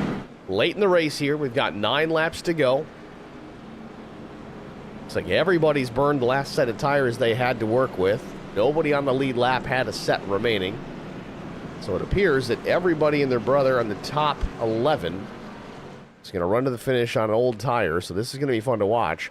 But in that top 11, here's who we have for championship contenders. The top 2, Zach Millett and Chris Goins, in a position to win a championship. Alfie Charon, who runs in 6th, he's a contender. Paul Durkee, 7th, same. Anthony Williams running in 8th, a contender. So is Jesse Redding, he runs 9th. Lead lap-wise, those are the guys that can win tonight as far as the championship is concerned. Brandon Coleman in 14th, he's a lap down. Sisler involved in that caution, he's a lap down. Nick Biddy, lap down as well, also on pit lane. Now, with 9 to go, probably get the 1 to go here, so I'll have a 7-lap shootout to the end, unless we get a bunch of cautions to trigger the green-white checkers. You might get some guys back on the lead lap here. Joe David is the first car 1 lap down right now. He runs in 12th. He made a pit stop in lap 86, it appears, for his last set of tires. So he may not be a factor even if he gets back on the lead lap. At least not one to drive through the field on fresh rubber compared to everybody else. 13th is Joe David. Didn't I just say that? Well, they're switching around here. Scott Milner. He also took tires on his final stop, so he likely doesn't have any to work with. And then Jesse Sperling is the other question mark. Sperling pit at lap 99, and he did take tires, so that was likely his last set.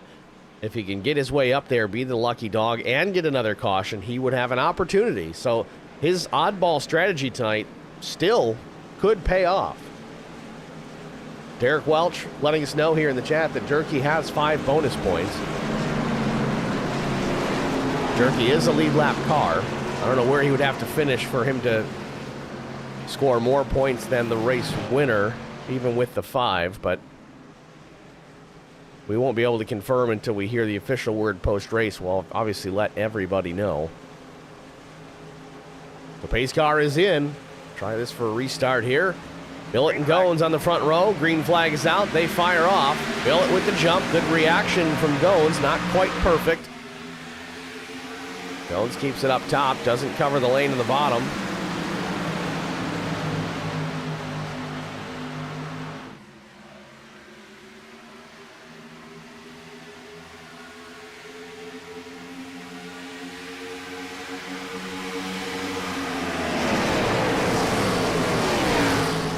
For second is on. Albert Anderson slips up the racetrack, almost making contact with Chris Goins. That battle is on. We're 3 wide behind him for Alfie Charon, Sean Roberts, and Skylar Herod. Herod to meet in the sandwich. Roberts with the run on the outside. Very close quarters into turn number 1. Meanwhile, Goins gets clear of Albert Anderson. He maintains the 3rd spot. Now to the inside of Sean Roberts is Alfie Charon Jr.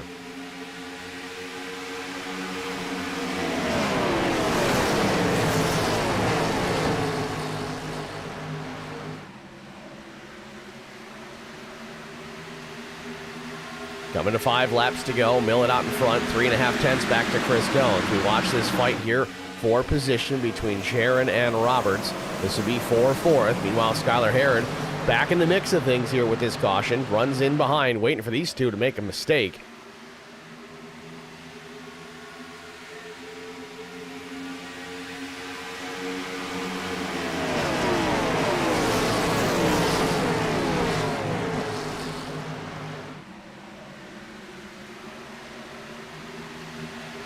Sperling run around the outside here as he does get to the lucky dog.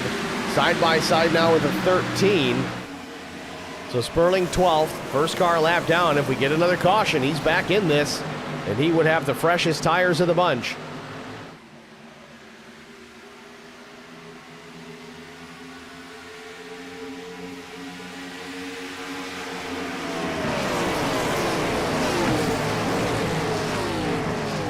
Matt Sisler in the chat says, I have no idea why my internet went out there. It was fine to that point. We've seen a lot of that tonight. Even Zach Millett. Millett doesn't typically have issues either, and he's had some problems as well. So maybe it's just an overall network thing. Who knows? Tough break either way, though, Sisler. He had a good run going. 3 laps remain here. Millett still out in front. Goins reeling him in now. It's just under 3/10 of a second. Goins not with newer tires, though. 3 laps older than the race leader. Goins reeling him in here, trying to put the pressure on. Goins knows there's a championship at stake here, and he needs every position possible.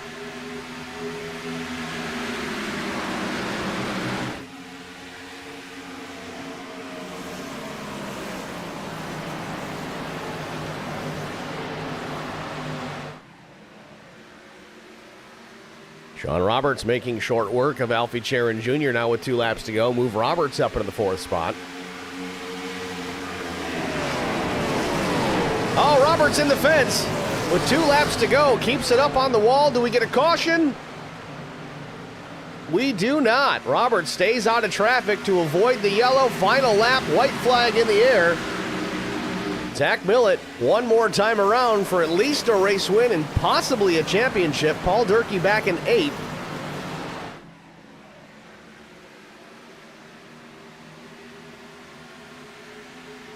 Millett trying to break the draft from Chris Goins, snaking it down the back straightaway into turn number 3, in the middle of 3 and 4 for the final time.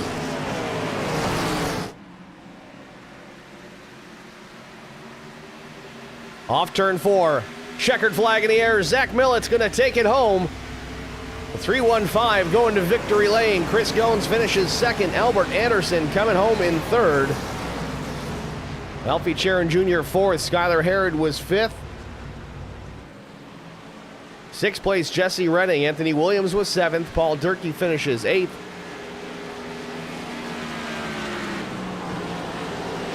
We'll have to get official word on where the points line out. But Zach Millett, at minimum, race winner.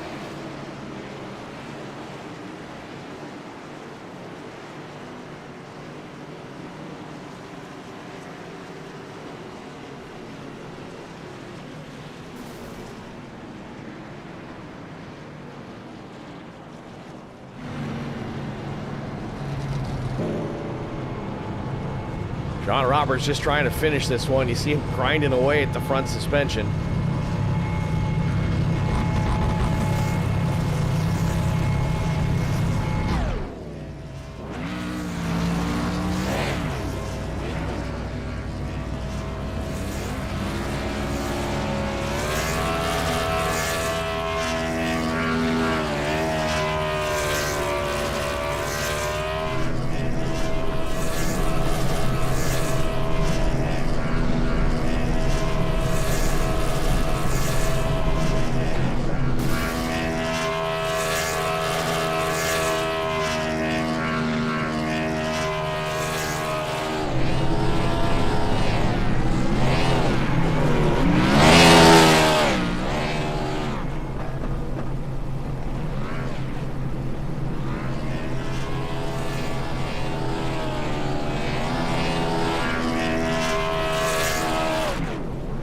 Millett doing his best Joey Logano impression here on the front stretch at Homestead-Miami Speedway.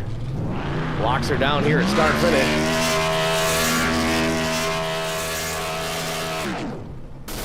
And he blows it up. Not checking that motor. With that, we'll step aside here, get confirmation on who the champion is. We'll be back after this. Stay with us.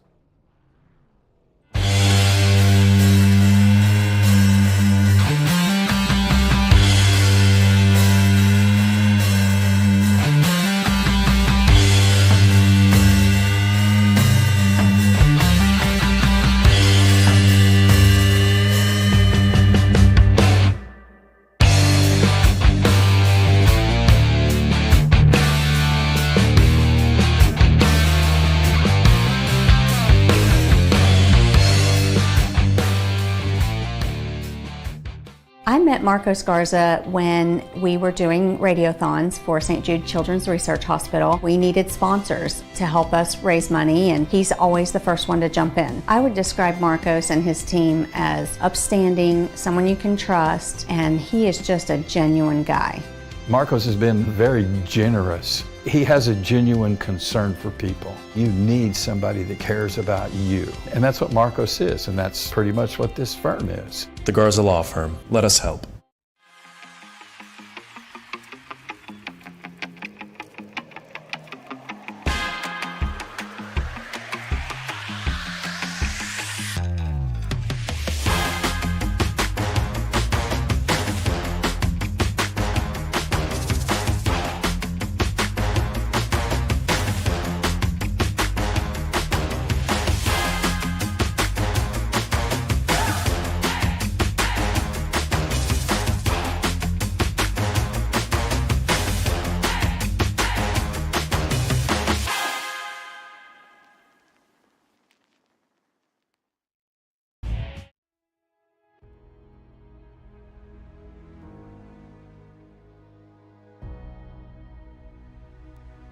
Back at Homestead-Miami Speedway, the championship round in the book. Zach Millett, dominant performance once again here tonight, leading the most laps, taking the car home to victory lane, and securing, officially, the championship in the Davidson Builders Cup Series. Let's see if we can get a word with the driver of the 315, Zach Millett.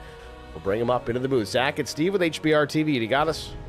Hey, Steve, got a copy. Zach, congratulations on the race win here tonight, and I think I may be the first to tell you, congratulations on the championship. You've locked it up. Hey, all right. Pumped, man. Awesome run here tonight. Put the car on pole position with a blistering lap. About 22 thousandths over Albert Anderson. I'm sorry, it wasn't Anderson. Dylan Bryant was outside pole, but issues there early. I don't know what you saw on that opening lap, but let's go further into the race here. That late caution that came out with Matt Sisler, and I think it was maybe Ben McKinnon. Sisler having connection issues. What did it look like on your end? I know you had pretty much a front row seat for that. Yeah, I don't know. It looked like Matt kind of blinked there or something, which from what I hear, I did my fair share of that tonight too. But yeah, I don't know. He kind of blinked and all of a sudden he reappeared, but he was sideways in front of McKinnon there. So it was kind of a puckered up moment, and you know, to do a race that long and have it almost come down to that, it was pretty scary. Well, it worked out in the end. Nobody on the lead lap had any tires left to abuse you with. I know Jesse Sperling was in a position where if the caution were to come out again, he would have been back on the lead lap, and his tires went on at lap 99. So he would have been the threat. Didn't come to fruition. You take the win, the championship, and you outrun Paul Durkee there with his 5-point advantage coming into tonight.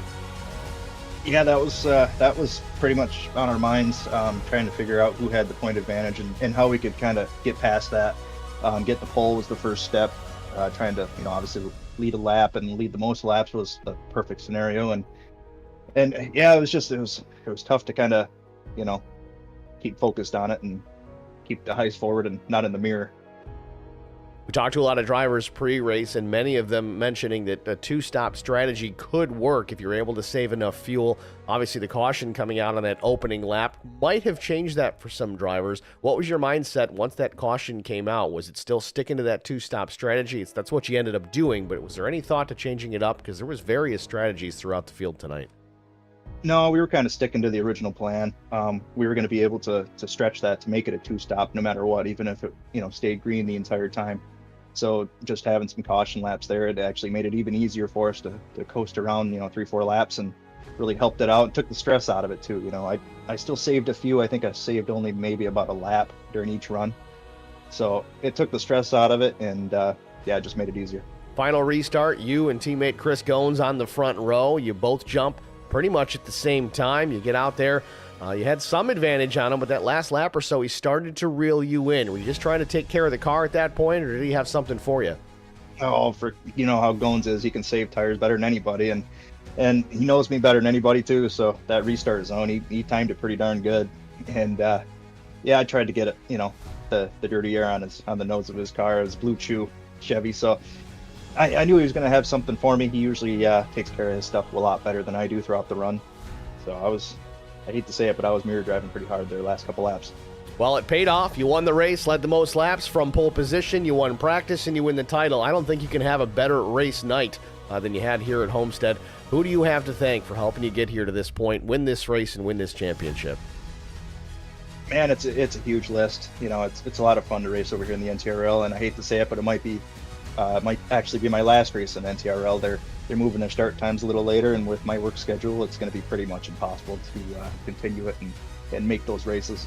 So, first and foremost, big thanks to NTRL for everything they've done to me. I've been in their league for about a year and a half, probably almost 2 years now, just running series after series, and it's been awesome. So shout out to DW, all the admins and everything they've done. Of course, shout out to you, Steve, and HBR TV, HBRTV1.com, Track Bar Media, Track Bar Motorsports. Shout out to the teammates tonight. We worked really well together tonight. It was an awesome race for everybody. Castle Products, of course. I got to shout out Davidson Builders, the title sponsor for the series. It's awesome that they keep coming back on board, and it's awesome for the league. Sim Gear Central, Beatles Custom Car Carriers, and Iron Horse Graphics. Shout out to Bowie Esports, and yeah, man, I'm gonna start throwing some Celsius and body armor around this room. Let's make a mess. Sounds like a good plan. No Monster now, huh? Switching from that product, you switch brands, huh? It's starting to get a little faster when I start taking care of my heart. So I'm gonna try not to have that blow up like my piston blew out the front of the car and hit Goins in the driver's side. So I'm gonna try to switch it up. Well, with that said, I want to thank you personally, Zach, for carrying the colors of HBR TV all these seasons here, putting up 7 wins on the schedule this year, and including the championship. You certainly did us proud, and we do appreciate it. Yeah, it's a pleasure to have HBR TV on the car, man, and it's definitely obviously a great sponsor. I love running for you guys, and hopefully we can do some more stuff in the future wherever we end up. All right, Zach. Well, congratulations again. Thanks for talking to us, and good luck down the road. Thank you, sir. Zach Millett, your race winner and champion here in the Num Thumbs Racing League Davidson Builders Cup Series. Next, we're going to talk to teammate Chris Goins, the driver of the Blue Chew number 41. Pull him up into the booth and get a word with Goinsy. Goins, it's Steve in the booth. You got us? Yes, sir, Steve. Got you. Goins, congratulations, man. One short from what you really wanted here tonight. A great run, though. You started back in the 8th spot through some strategy and some pace and just taking care of your equipment. You run it back up into the 2nd spot with an opportunity late. I guess that's really all you can ask for. Just didn't quite come to fruition. Was it just a matter of a few more laps? Maybe you would have had something for the 315? Honestly, we were pretty even there at the end. I don't think I was gaining on him very much, and the little bit I did, he was pulling back away. So I think we finished exactly where we would have finished regardless of how many more laps we ran. But now we had the Blue Chew Camaro going hard all night, and just couldn't quite get the speed to get up there to Zach. We were fighting in that battle there at the beginning with Skylar and Albert and DW and those guys, and we just couldn't seem to make a move around anybody, and he just kind of was able to pull out a little bit, and then through some pit stop timings and stuff, he just kind of stretched it out. So that caution was a blessing and a curse, I think. I don't like the pressure dealing with it, but I appreciated the opportunity to at least try. And overall, I'll consider it a successful season coming home second, and I think we're second in points at the end. So, but congrats to Zach for sure. Well, either way, a strong run here tonight. Looked impressive out there, and again, taking care of the car as always. Zach Millett even made a comment to that you are pretty damn good at taking care of your stuff throughout these races, and it certainly showed here tonight. Chris, congrats again. Who do you want to thank before I let you get out of here? I want to thank NTRL for another awesome season. I love coming over here racing with these guys. I appreciate all the admins and stuff. They make the hard decisions and the hard calls there after each race, but nonetheless, we appreciate them. You over here at HBR TV love going back and watching these for sure. We got Blue Chew on the car for this season. Hopefully we can continue that and push even harder for the championship next season. Want to shout out Track Bar Motorsports, all the guys over there, Zach, Alfie, and Jesse. I think everybody had a pretty solid night tonight. Eric Dotson, State Farm, Castle Products, Track Bar Media. Shout out Zach over at That Is 4 Guy over on Twitch. So if you ever want to see what his view looks like, go check it out. Most of us don't get to see the front of his car very much, so we go back and watch these so we can see out the windshield. All right, Chris, nice job here again, and good luck in the future. I appreciate it, Steve. Chris Goins, your runner-up here at Homestead-Miami Speedway. Next, we're going to talk to the 99 America's driver, Albert Anderson III, our third-place finisher here tonight. Strong run tonight. The 99 was basically a front runner from the drop of the green flag and held it there most of the night. Albert, it's Steve in the booth. You got us? Hey, Steve, what's going on, buddy? Albert, congratulations, man. A third-place run after a third-place qualifying run. Again, up into that top three all night long. A strong effort for you here tonight. Could you have expected more? Was there more that you thought you could grab tonight? Maybe a second, maybe even a win? Nah, so, I felt that I had a podium car all night. I was pretty much on par with Chris. I don't think I had anything for Zach. He was on a rail all night.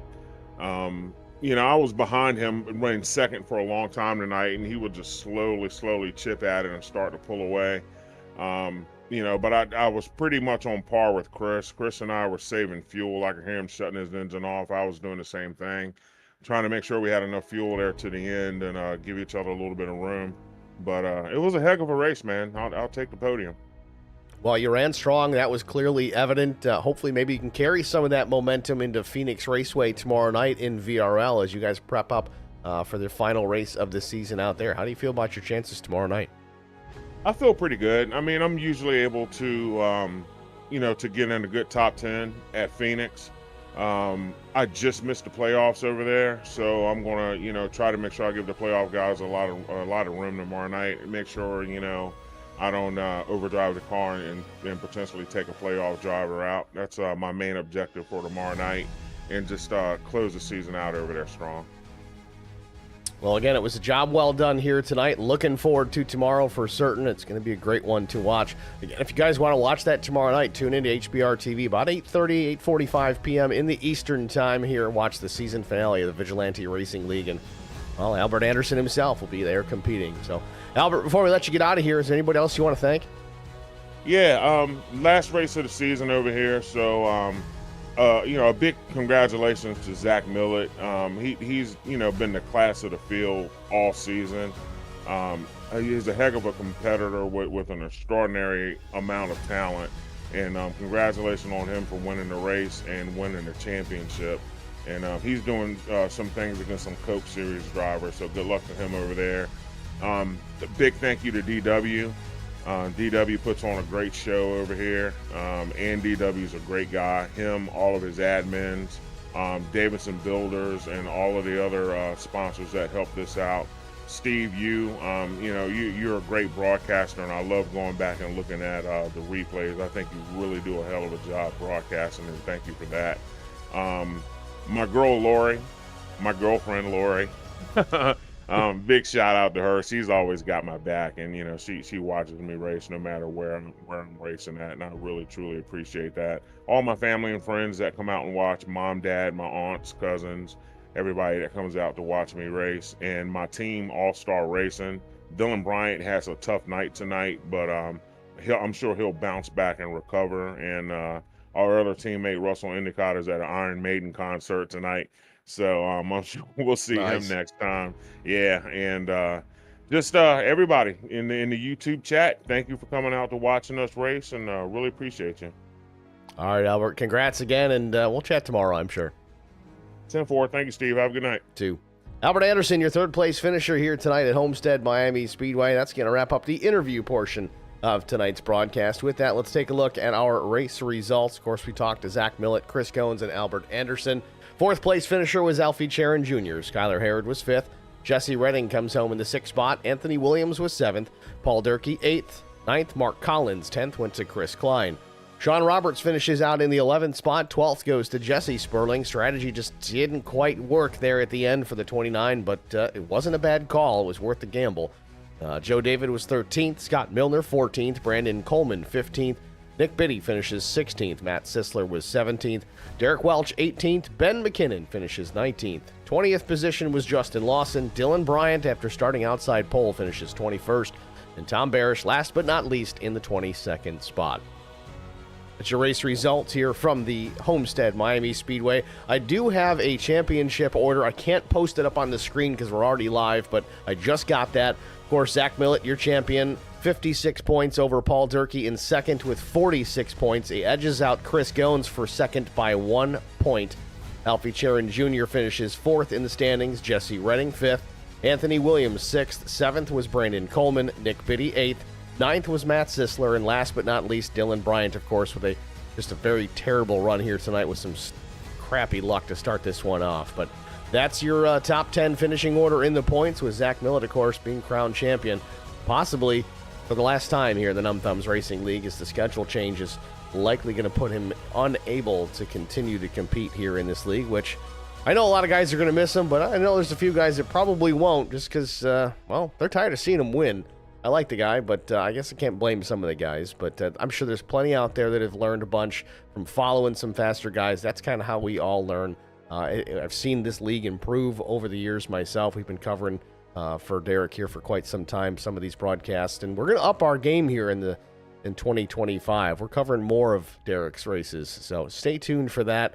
That'll be starting off, I believe, the second week of January. We're back in action with Numb Thumbs Racing League, so stay in for that. Keep an eye out for updates. And again, as we said, there's some changes coming down the pipe for HBR TV. In fact, going to rebrand the channel completely here in 2025. You've been seeing those Track Limits Network ads in the broadcast as of late. Things will be changing, so keep an eye out for that. We're not going anywhere. We're just kind of switching things up a bit. With that said, thank you guys all for tuning in here tonight. Thanks for Derek for obviously having us broadcast this season. It's been fun. And if you guys haven't already done it, go ahead and like the broadcast. Give us a thumbs up. Share it with your friends. YouTube.com/@HBRTV and the number 1. We do appreciate that. But that's it. I'll call it Zach Millett. Congratulations on the race win and the title. We'll see you guys at the next one, which is tomorrow.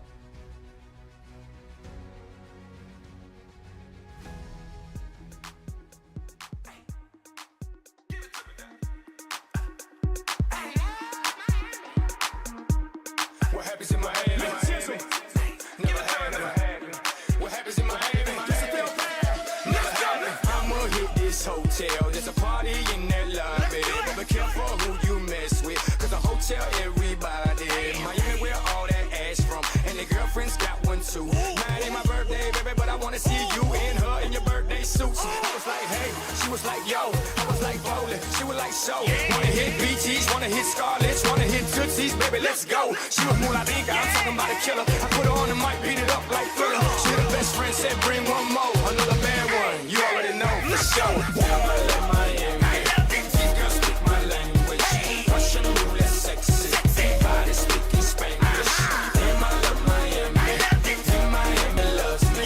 Damn, I love Miami. There's nothing you can trust me. I got big decisions. I got 2 brunettes and a blonde one. On the yacht getting butt booty naked. Nah, that's Miami problem. They titties look just like Baywatch, but they ass from the 305. You can do a lot on Deco Drive, or you can do a lot on my Deco now. She said, hey, I said, dímelo. She was too hot, I couldn't say no. So I closed the tab, jumped straight in the car when I'm straight guy ocho, yeah, straight to the mo. She was like a rico when I was all in her. And if you go to Kendall, they all Kendall Jenners. Now you out of towners know what time it is.